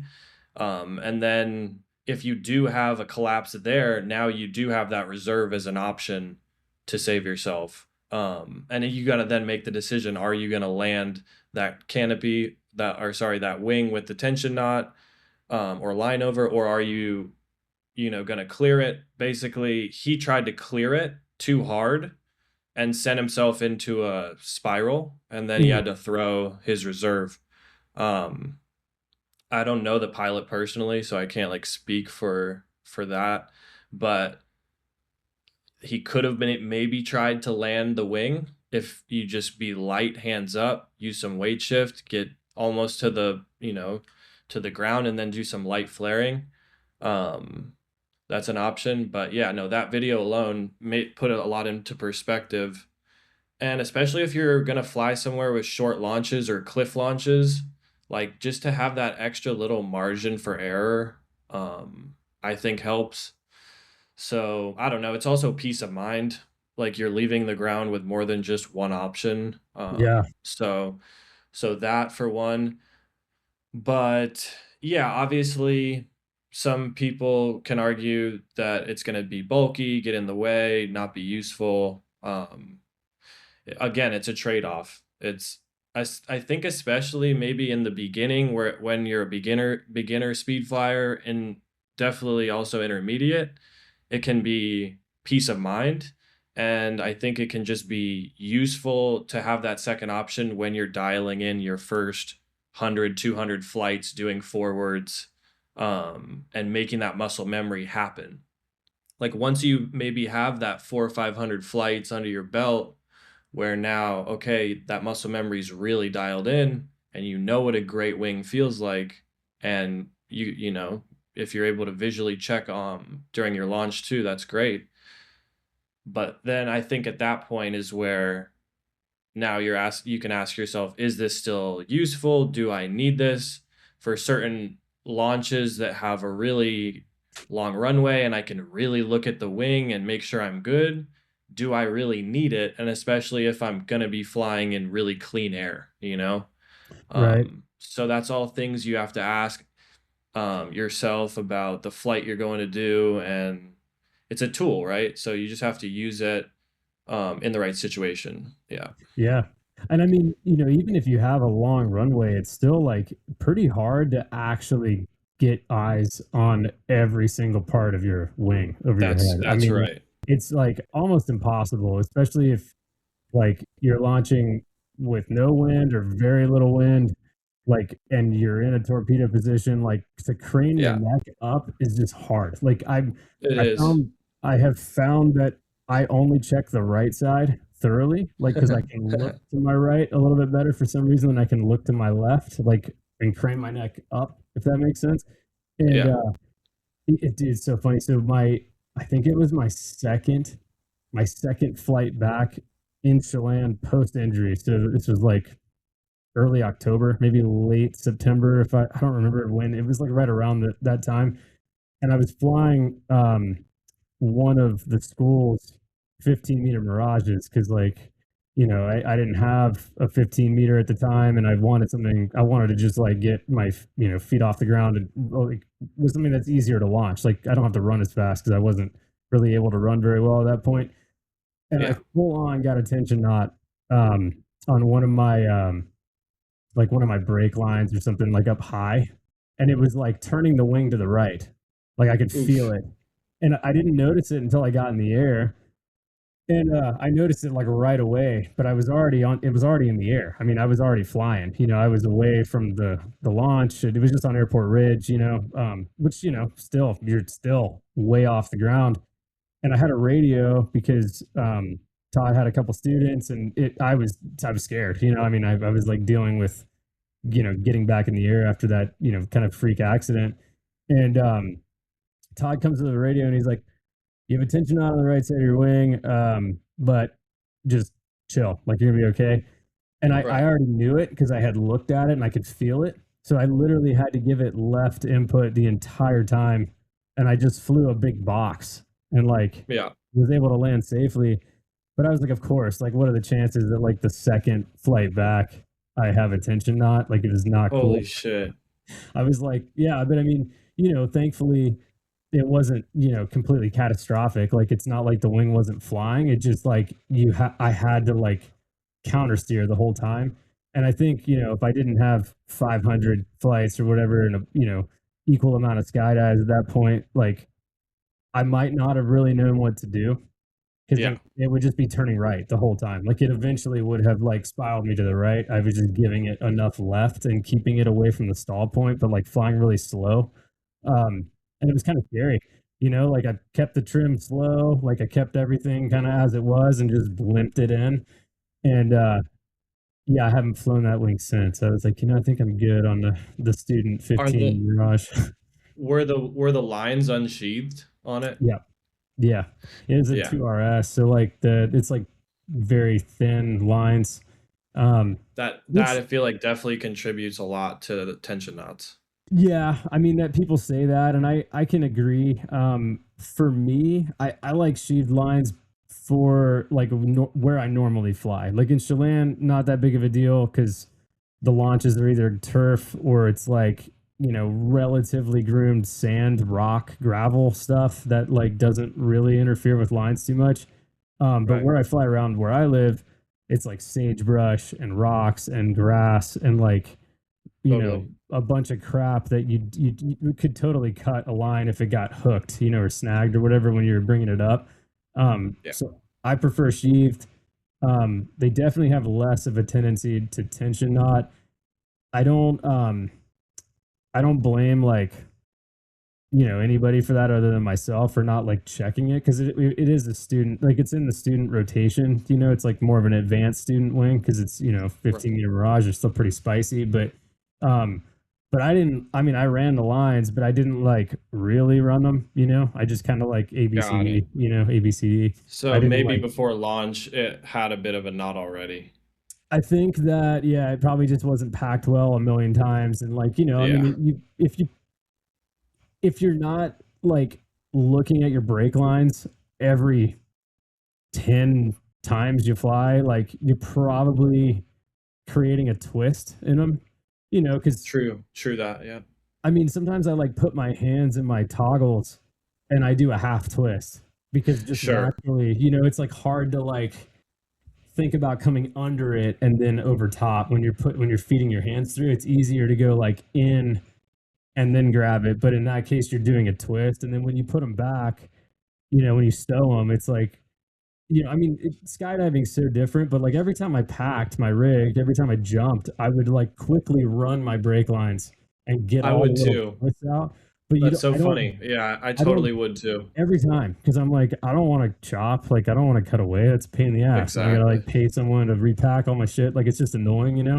So I'm like, I'm just gonna do this right and not worry about tension knots. I don't really do that with my speed wings though, because I try to be cognizant of how I'm stowing, my toggles when I'm packing my wing up, or when I'm done. But like I said, it's easy to put a little half twist. And if you do that 50 times, like you're gonna have, 25 twists, and Yeah, then that's it a great eventually point. could end up, being a tension knot. So something to keep in mind. I don't know for everybody, but I digress. I don't know, man. Little things. But yeah, reserves are super cool. I wish you knew who Yeah. that was because I would love to talk to them about it Yeah. later on the podcast today. I can find out because the my mentor Ryan Kirshen that taught me speed flying in Monterey, it was one of his students. So I can go ask Ryan after the podcast. And yeah, I can get that information. Maybe he'd like to come on and share. Yeah, Um, that'd be cool. but yeah, No the video stress.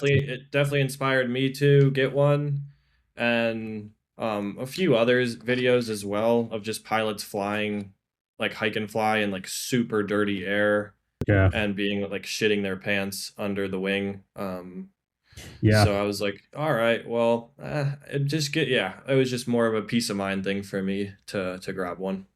Well, and you're just used to running. You're used to having a reserve, like from skydiving and from paragliding. Like you have. Yeah. I mean, I've seen I mean, I know like some SIV or acro paraglide folks like have like 4 reserves. It's like, Oh yeah, yeah, if you're good doing lord, acro, if you're doing acro, I think you need a minimum of 2, and then some guys are taking 3 and 4, right? I mean, because whatever, why not? They're Yeah, sending it, yeah, and and they're using them. So oh yeah, and when you need it, I mean, you don't want 1 or 2 to fail and then not have anything. yeah, that's a bad day. That'd be a long ride down. Yeah, Yeah, yeah. yep. No, it's not good. Well, do So yeah, you? So one of the reasons, uh, one of the many reasons actually that I wanted to bring you on was because you recently went to France on a speed yes, riding sir. trip, and d- just to par for the course for you, Nico. But instead of having the experience that you have with the paragliding and with the skydiving and with the speed flying that you've done, and with your ski experience as an instructor in Colorado, like a lot of people, and this is probably what I would do just to save, however much the course costs. I would go there, I'd find the bunny slope for the speed riding, and I would just lap that, and then I would eventually work my way up. You took it the correct route, in my opinion, the responsible route, like you've always done. It seems like in these sports, and which is great. Like it's not a bad thing, but you took a course, and I watched you progress. I mean, obviously, like your early videos of doing it, you were in a course, so it was probably like you couldn't full send, and that's fine. I mean, Yeah, bunny slips are rad. I mean, there's a reason they're there. for sure. But then now, what you're posting from your trip, it's like you are shredding some like serious terrain in a still responsible way, but you were really getting after it.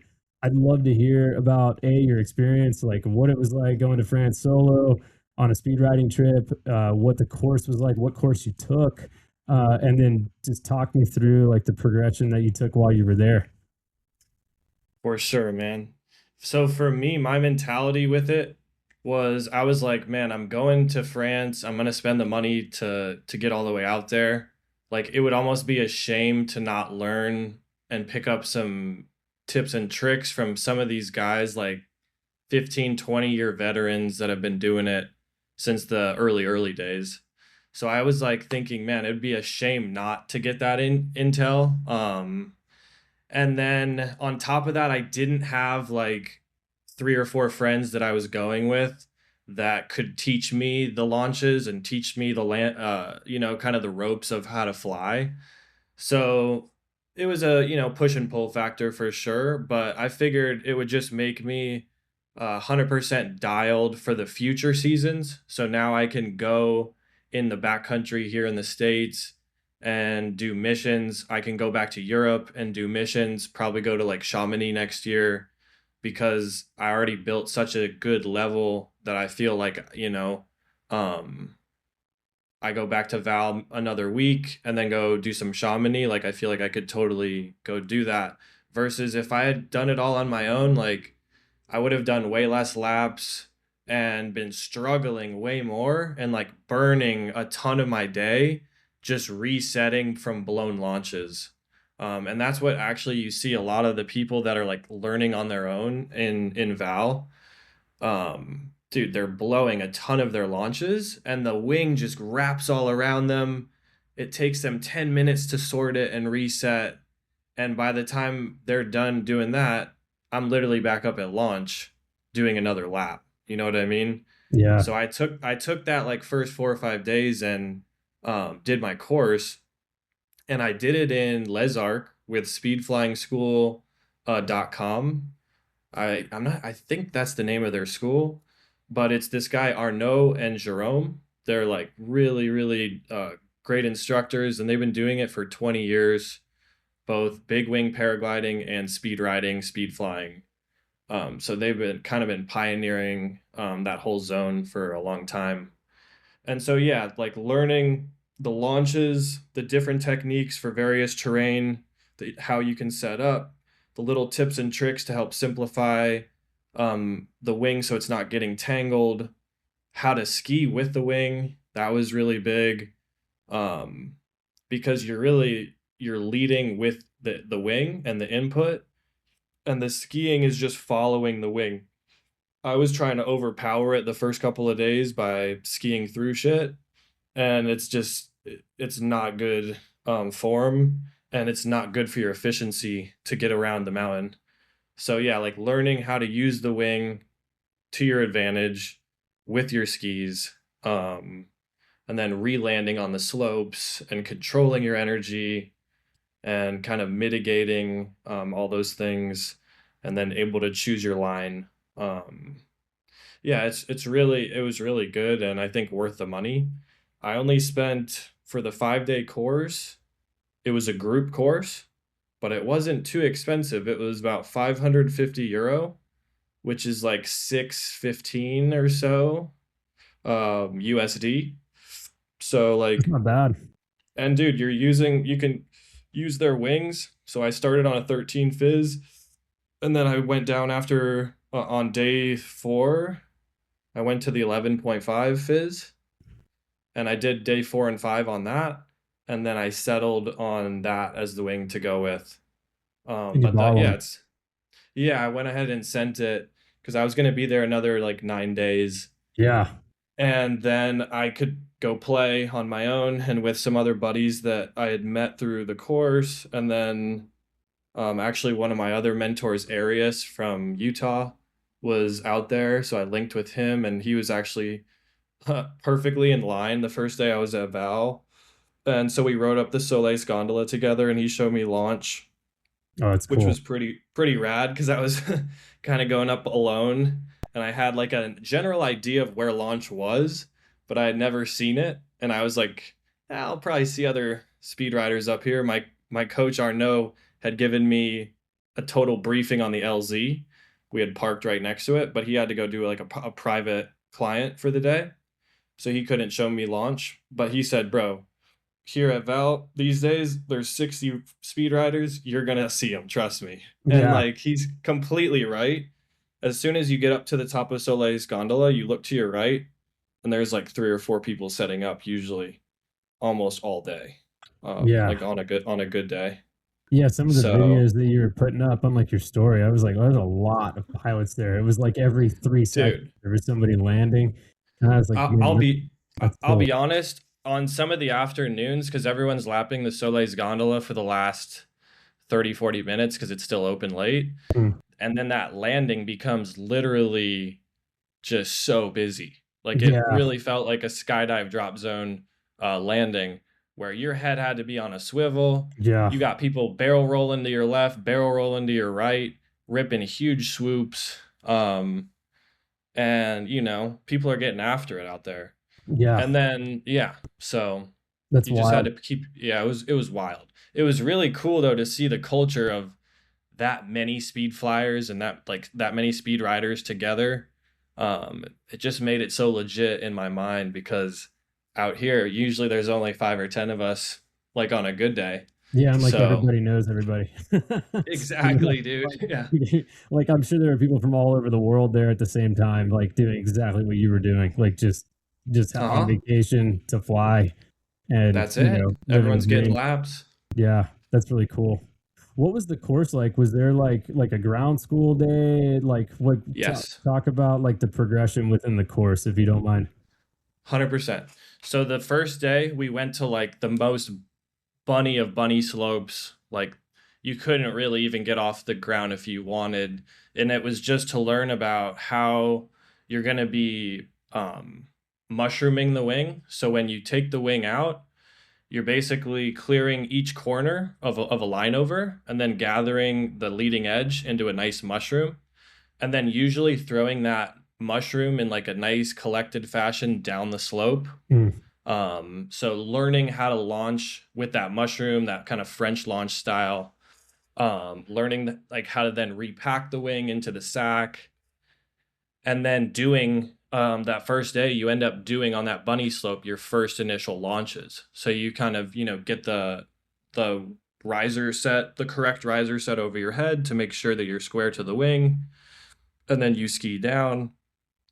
And then you start to feel what it's like to do a forward with the skis on and how to control, it's a new wing. It was a new wing for me. So learning how it inflates, where I need to catch it.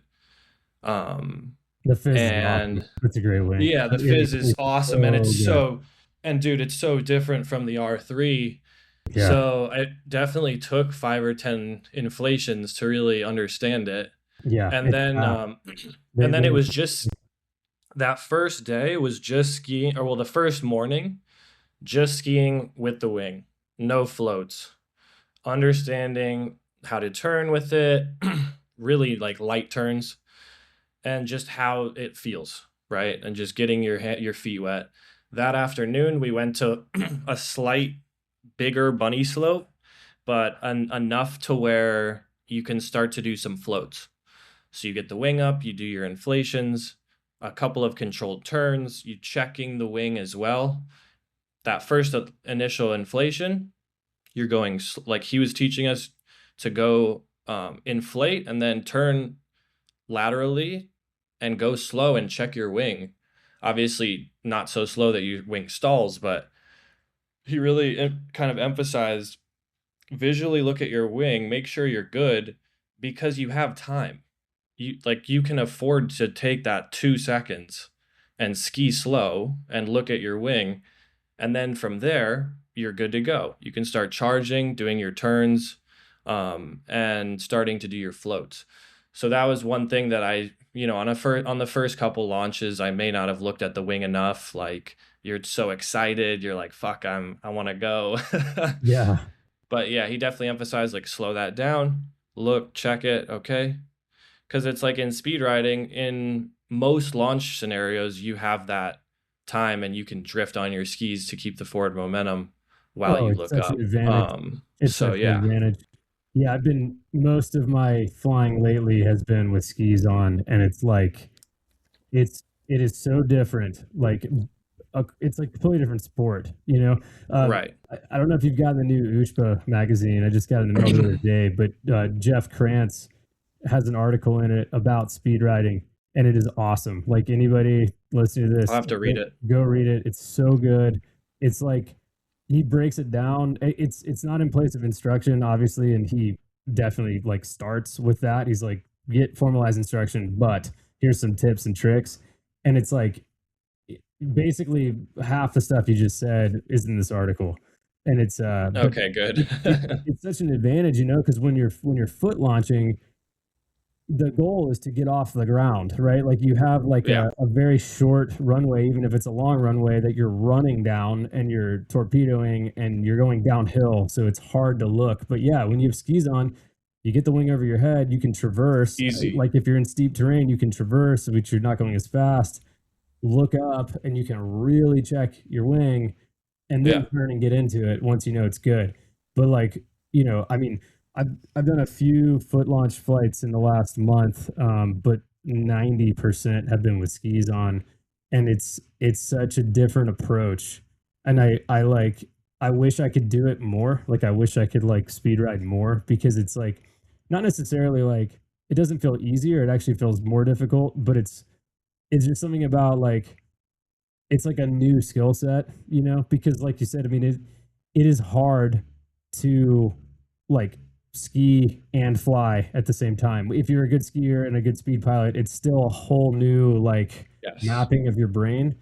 And what you said earlier about 100%. like you're flying the wing first and then your skis are following. The first Yes. handful, I figured that out like by making mistakes because I was trying to turn like I would if I was skiing and then also give it input. You got But yanked, and you then you have to got lead, yanked.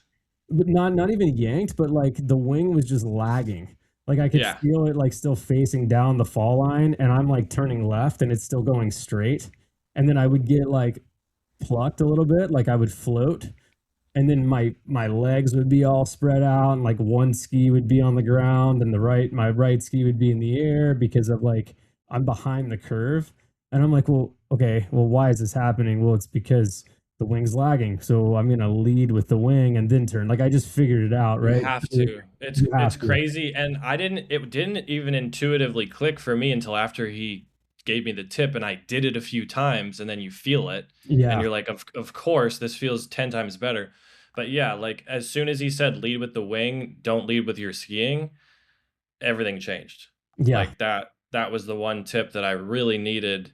And then from there on throughout the trip, anytime I was connected and skiing, and it's fun because you really are flying your way down as you're skiing down. yeah. And I didn't really think about that. So it is really fun to be skiing while connected to the snow with the wing. Oh yeah. Um, Well, they count yeah, as flights, it's cool, 100%. man. They count as flights. I mean, I'm counting them. Yeah, right. Like if I'm making Oh, I 30 love it. turns, Like yeah, every time you reconnect. yeah, no. Every Oh time I man. launch, well, okay, like the wings on the ground now. Now it's inflated over my head. That is a flight. Like unless But it like goes right back down. Like I mean, if I'm moving down a ski slope with a wing over my head, I count it as I just annotate it as a speed ride, right? But but it still but what counts. if you're like reconnecting on the slope down 3, 4 times? Yeah, You're I think counting? it will. Okay, I mean, I've had a couple failed launches or failed inflations. Let's put it that way. Like I tried in like a pretty legit tailwind a couple weeks ago, and like Oof, yeah. it gift wrapped me like before I really got going, and then I just Yeah, like found a little brutal. bit different aspect. Like I like packed it up real quick, stayed connected, traversed or whatever, found a different aspect that was more like cross instead of like a direct tail, and I was able to Yeah. like get it up. I didn't count the first one, but like if it's inflated over my head and I'm flying it and I'm skiing, even if I like stop midway down and set the wing down, then yeah, like if I reinflated and kept going Okay. after I reset Okay. it, I get it now. I Yeah. would. But I mean, I don't know. Like it's one of those things. It's like, like who really cares? But I Yeah, don't right. know. I mean, it's an experience, and for me, it's just practicing launching and landing. But with the skis on the feet, it's more like. And Jeff really goes into it, like not super deep, but he talks about like scrubbing, which to me is just like a side slip, like but skiing in a straight line but sideways, right? So you're Right. like scrubbing speed and still flying it. Like I've been practicing that lately because it's kind of hard, because it's kind of pulling you one way and you're twisted in your harness, like at like almost Sure. probably a 45 degree, maybe not a 90. It's more, well, maybe a 90.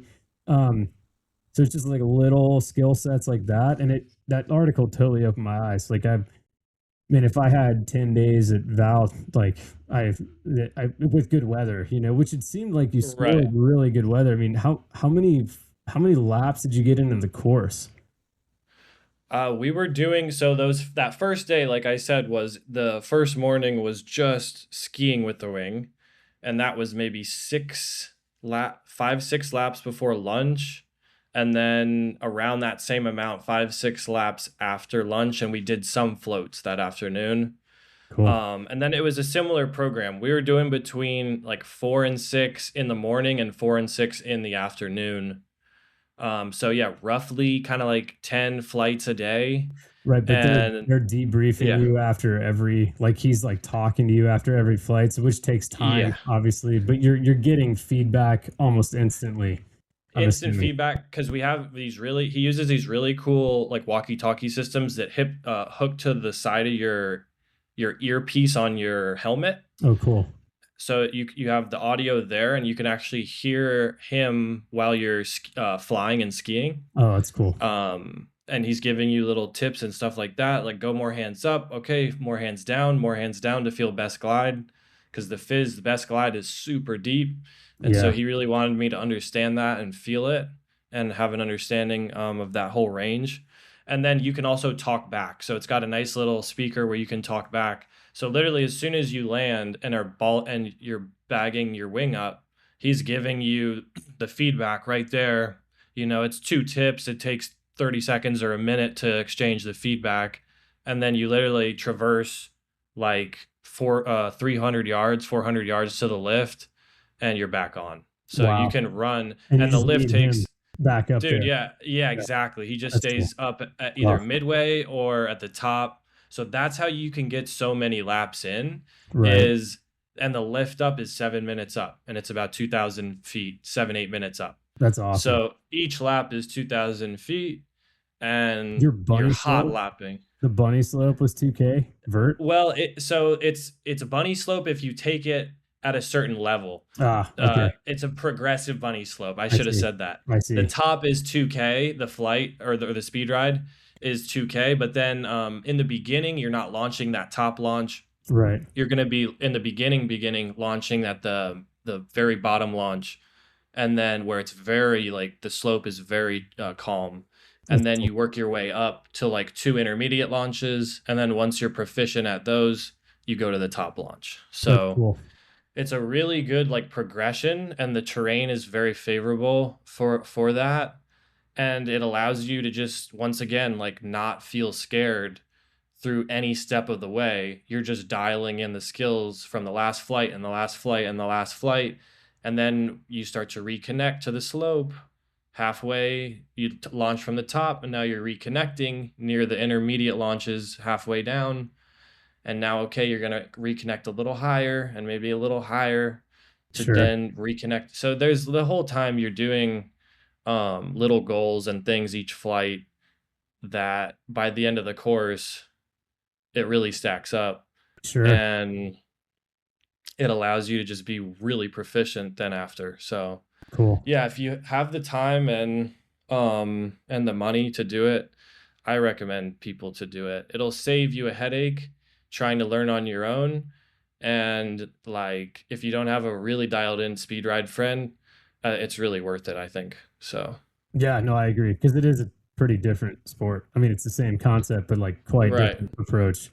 It's Yeah. different enough to where like I thought I knew like a lot coming in as a summer speed flyer, like a foot launch speed flyer. Like, oh, I'm just gonna need to learn like one thing.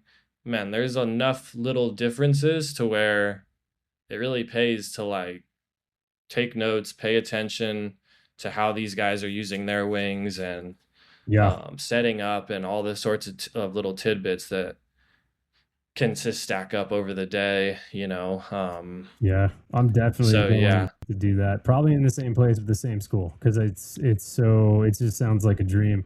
But then so your course ended and you stayed out there another like seven, Yes. 9 days and Yes. had really good weather. It seemed like you scored PAL a day or two, which is fun. I mean, at least a bad weather day on a speed riding trip, you're still skiing.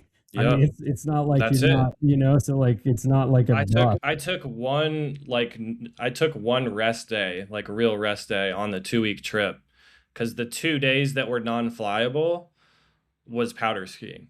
It was Right. like freaking sick powder skiing, and it was hard to not stay out longer. Yeah, Um, but I was like, man, I gotta like, the weather looks so sick for Val in the next 4 or 5 days, so I need to like reserve energy. for sure. But Yeah. dude, I got lucky because the French Alps, it usually you don't really get too much powder days in the French Alps. Right. So like to score one on a trip was pretty amazing. And yeah, I got lucky with weather for the course, and then I got those 2 powder days, and then I got a great weather window for that second week. And I was staying like an hour from Val d'Isere, but I would just drive in the morning, and man, they run the lifts till 5 p.m. there. That's So awesome. you can like, I even found it sometimes nice to just start at like 11, maybe even 12, but then go all the way till 5 and Right. take like literally zero breaks, basically, Yeah. eat some little snacks on the gondola. But dude, you can get a killer quantity of laps in those 5 hours. I was gonna say, yeah, And like, yeah, oh, I'm sorry. Yeah, go on. yeah, and I was just gonna say, and the snow tended to be a lot better in that window. Yeah, Um, sure. I can it imagine. was, yeah, pretty hard in that first 2 hours of the day. I bet. So yeah. Yeah. So like once the course ends and you've got the new skills to go practice, you got your new wing, Yeah. Fizz 2, the Fizz Fizz 2. Ghost. Yeah. Yeah, nice. Yes, Yeah, I sir. haven't flown a 2. I have the original Fizz. The thing is super fun, but anyway, like you said you were getting like 10 a day in the course. How many laps were you getting on the days where you were just going up and doing it yourself? Probably closer to 15. Nice. The first day was little less, maybe closer to 8 to 10, because I was learning the launch and the landing, and my friend showed me the other launch and the other landing, because throughout the resort, where depending on where you're launching, there's different landing areas, Hmm, and then there's different sub launching areas within the zones. So the first interesting. couple days was like learning a ton of the terrain, and then after like 2 full days there, then I was like hot lapping like the Manchette chairlift, the Soleil's gondola, the Olympique gondola, and just getting like 15 laps a day, I'd That's say. awesome. um yeah, I was also trying to like not rush any laps, because you can actually get caught up in just the speed, and everyone's moving so fast, and like, Yeah, man, everyone's just trying to get as much in as they can. But you also want to like, I don't know, like have, I would try to think of a great line to fly, or how could I improve the line I did last time, and just kind of visualize before sending it. Or like a few laps I was working on spirals with the new wing, just to feel out speeding up the wing a lot. sure. um so You- yeah, like I think it's good to have some goals too, because you can get caught up in just like the rush of it, and just start Yeah, literally going, yeah, lapping yourself senseless. I can imagine. And then you start to forget, your friends like, oh man, that was a sick line we did earlier, and it was like 12, it was 9 or 12 laps ago. You don't even remember, you know Yeah, what I mean? right, right. So That's it's that's a good problem to have. Definitely a good problem to have. yeah. Were So it's you like, yeah, you had to were slow you down at able times. to were you able to go back to the zone that you were taught the course in, or is that Totally. just for students? Oh, you could. Okay, Oh yeah. that's Yeah, cool. yeah. That's cool. Easily. Yeah, Nice. that whole area, it's really cool because that there's a gondola and then a chairlift that service this like really nice kind of bowl, or like off-piste zone, that just has a ton of free ride terrain, and it feels like almost they're just like dumping you into a video game, and you can just pick your line. Sure. And it's kind of just crazy to have a chairlift that just services that, and then Yeah, yeah, the gondola as well. So no, yeah, it's pretty like open season on that whole face. that's cool. Yeah, yeah, man. Were there people skiing normally there in that spot, or is that just for Yes, flying? Oh, there are. Okay, there are. Yeah, so people can ski off piste in those zones. So you just want to be mindful of that, and it's mostly on launch, where if you're going over a roll or some kind of convex feature. Like you want to understand if there's a group that just went, give them some margin. But Yeah, by and large, it's not very traveled by skiers in the areas where we're speed riding. sure. Most of the skiers, like in most resorts anywhere, just tend to stick to the normal runs. Right. But and then the ones that are out there hopefully have some, they're decent skiers at that level Yeah, because because it's it's all red different. It's stuff out different there. in Europe where like if it's groomed, it's in bounds, but if it's not groomed, it's considered backcountry, even if it's within the resort Yeah. perimeter, which is Like interesting. it's But very interesting. Like the only thing that's pieced is what's denoted by the little poles. You've seen the mm, little poles like on the European resorts. yeah, Those are the piece outside of the little perimeter, and it's not even like there's a rope or something like we have boundary in the United States. It's just little poles, so you hmm, can go right outside. yeah, um and so basically that's how it is if to launch and land you have to be off piste, but that could right. be like you just said 30 feet to the side of a piste, just outside the poles. Interesting. So So, it's so there it's aren't like very, yeah. designated zones for speed riding or for ski launching if you got a bigger wing or whatever. It's just 30 feet off piste, pretty much It's anywhere. basic, yeah. That's So cool. at least for Les Arc and Val d'Isere, it's as long as you're off the main piece, I believe it's open season. That's cool. Um, that was my understanding of it, and that seemed to be how people were treating it. Obviously, like a lot of the time, people are giving good margin when they're speed riding, so they're not going 20 feet away from the piste. They're Right. giving it that couple of hundred feet, which I think is smart because we don't want to like ruin the ability to fly there. Of course. Yeah, of course. But yeah, I mean, as long as and same for landing as well. When we're landing at the bottom of Val, you're kind of just uh there's just a main valley that you're landing in, and you're either on one side of the road or the other. And there's like pedestrian pathways and Nordic skiways that you just have to avoid and not Right. land on. But then other than that, you're kind of side hill landing at the base of the valley. Sure. And as long as you're not on that pedestrian crossway, you're good to go. Like you Wow. can kind of land anywhere, so to speak, within reason. Sure. So That's yeah, cool. Were yeah. you, I'm going to take a guess here. Were you skiing like Bent Shetler 112s?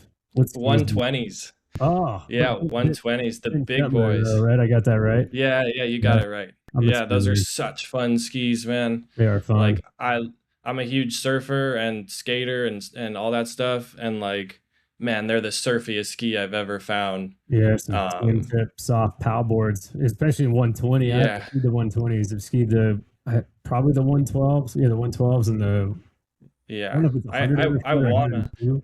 I They're cool. want a pair of the 112s. The next pair I get would be that because it's a bit more versatile for harder snow and stuff. Yeah. But man, the 120s, like as soon as you have even a lick of pow, they're so much fun. Oh yeah, yeah, they Um, float for days.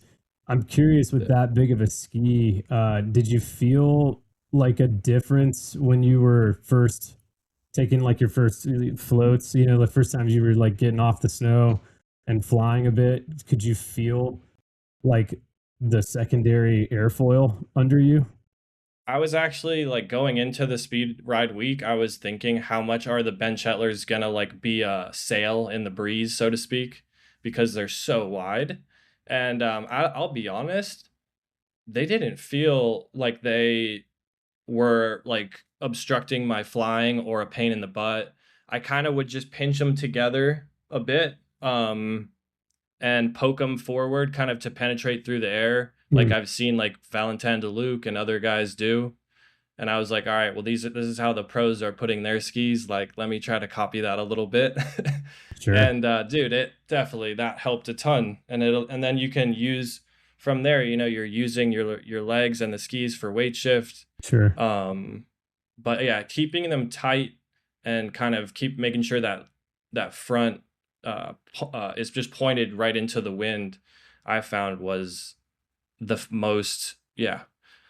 It was just the best way for me to fly, and then I had a ton of weight shift authority that way. I I kind of bet. just felt like I had things loaded versus if you let your legs hang. I don't know. It's just you're a bit more, I think, slow to weight shift Yeah, if you're oriented that way. sure. So yeah, That makes that sense. I didn't, but I was actually pleasantly surprised. They did not affect the flying nearly as much as I thought they would. So Yeah, yeah. it's cool. Good to know.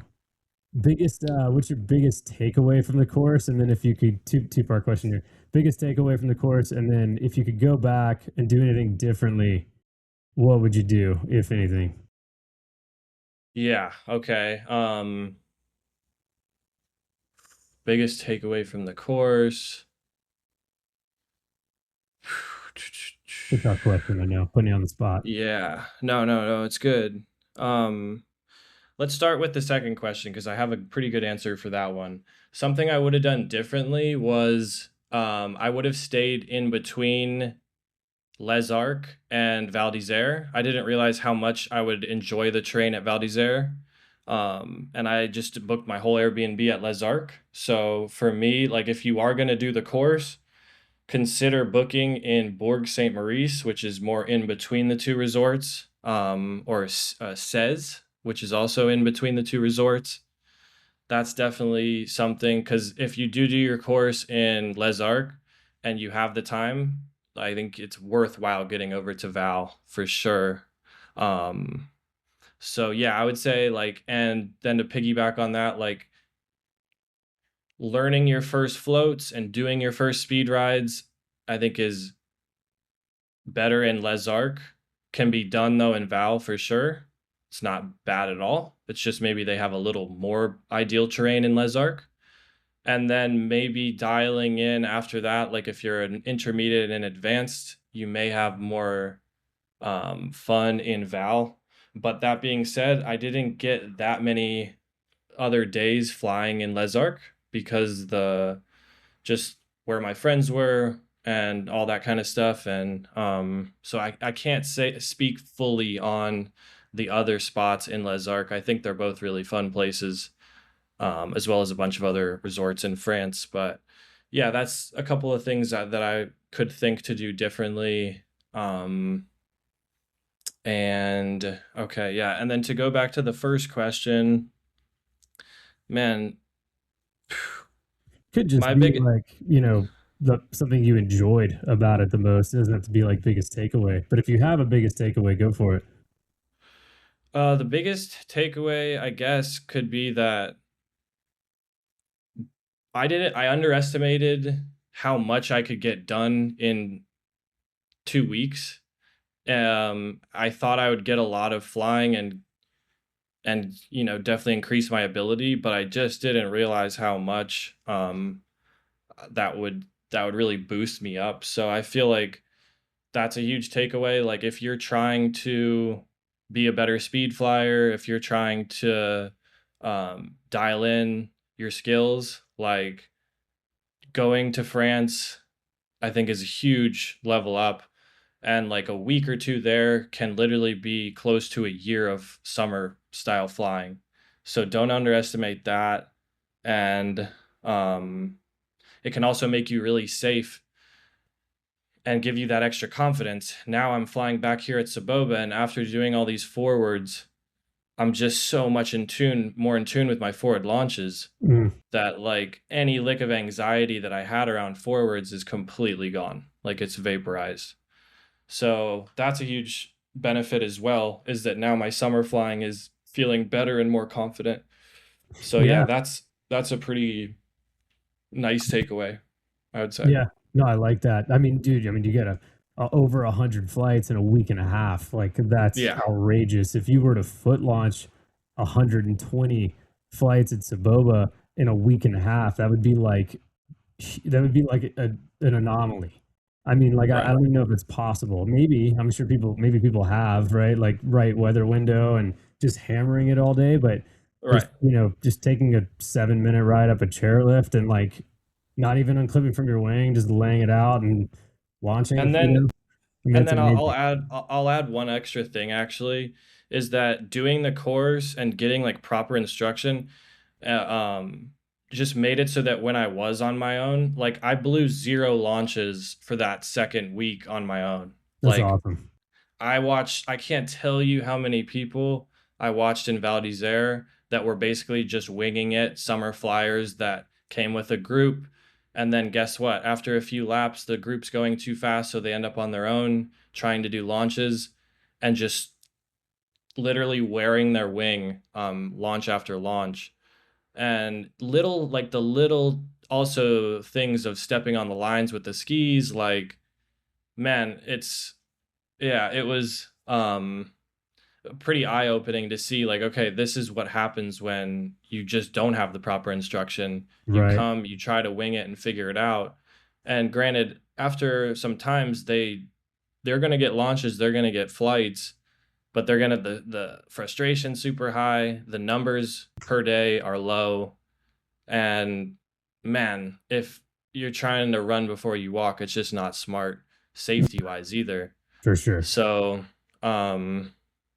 yeah, like if you're planning to do speed riding, you should be wanting to do it for more than just one season. Yeah. So, like, take your first season, do it right, create a solid ass foundation, and then after that, you can build, and go to different resorts and places, but take the time, spend a little extra money, do it right, Yeah. Sounds like if it's you're worth gonna it. do it. Sounds like it's Dude, worth yeah, it for sure. it was 100%. Next year, No, man, I'll be that there. was. That'll be super cool. Yeah, That'll be let's cool. run it. I'll be out there too. Oh yeah. Well, dude, I want to be respectful of your time. I know it's getting late, and we've been at it for a long time. Even it doesn't feel like it because we've only been talking for an hour now today. For sure. Any parting words? Anything you want to say before we depart? Well, first of all, before we get there, I'll let you think about that in the back of your mind. Where can people find you if they want to reach out or follow your flying endeavors? Yeah, reach out on Instagram. It's flow states every day. Yeah, shoot me a message. Come fly in SoCal. I'm gonna be going to Europe as well this summer periodically to fly. So yeah, I'd love to like talk to anyone about flying and grow the sport, in any way possible. But yeah, man, there. And then also YouTube. I post occasionally some of my flying to YouTube, and that is my first and last name. So it's Nico Tournant. Yeah, you can look that up. That's just me. And yeah, I'll be posting more on there. But probably Instagram is the best way to get in touch and reach out. Yeah. Cool, man. I love it. Well, hopefully, Thank you, bro. hopefully I'll see you before the fall, but if not, I will see you in Chelan in October for Speed Fest. That is a long time from now, though. So hopefully sooner than that. But yeah, man, thanks so much again for taking the time to come on and tell us your story, and then talk about your French vacation, your Euro trip, and yeah, man. Thank you, man. Thank you, Victor. It's an honor, bro. Oh, of course. Yeah, no, of course, my pleasure. I'm stoked to see where you go with this. It's cool. Yeah, you're doing it right, and you're obviously progressing quickly, but you're doing it responsibly, which I have a lot of respect for. So hats off. Thank you, man. Thank you, man. I appreciate it. Setting a good example. I'm trying, bro. I'm trying to stay alive and set a good example. Yeah. Yeah, that's good. Yeah, and stay in one piece too, man. I'll tell you what. Yeah. Getting hurt sucks, bro. It does. Yeah, I missed 6 months. I mean, I It's like fucking legitimately. shitty. Yeah, I mean, and now I'm like flying like crap because I'm like in my head. I have to like just get out of my own way. Dude. It's hard. Like fear injuries are real. Fear injuries, yeah. Like I scared myself senseless flying big wings in Saboba on a super strong day. Oh, man. And like, dude, I'll be honest, like I've done light glass off thermaling since then, but I have like a massive fear injury on big thermal days where all my buddies at Torrey will be like so stoked, and I'll be like, yeah, like have fun, guys. I'm gonna go do a speed lap down in Chula Vista, take care. It's a different sport. It's a whole different sport. Yeah, there's no two ways about it. It's that is the crazy stuff in my opinion, but that's just Dude, that's me too. They call me crazy. That's the funny part. All my big wing friends. And it's funny, I feel like both sides just don't understand each other. No. And they'll always butt heads, and I love being a part of both and seeing it. It's so funny, dude. But if both of them took the time to understand one another, like they'd probably vibe each other a Yeah, we lot could more. just mutually agree that we're all insane and this is dangerous. Yeah, Super we're fun. all having a fun time. There's Yeah, some risk involved, more here, more there, for certain aspects of things, but right. um you Yeah. can do both safely if you choose the right weather, choose the right wing, and have the right training and preparation. You can stay safe. That's Amen to my that, thought dude. anyway. Amen to that. Well, thanks so much, Nico, bro. I Yeah, appreciate thank that. you, bro. Yeah, dude. I'll talk to you soon, my friend. Until next time. Take care, man. Peace. Peace.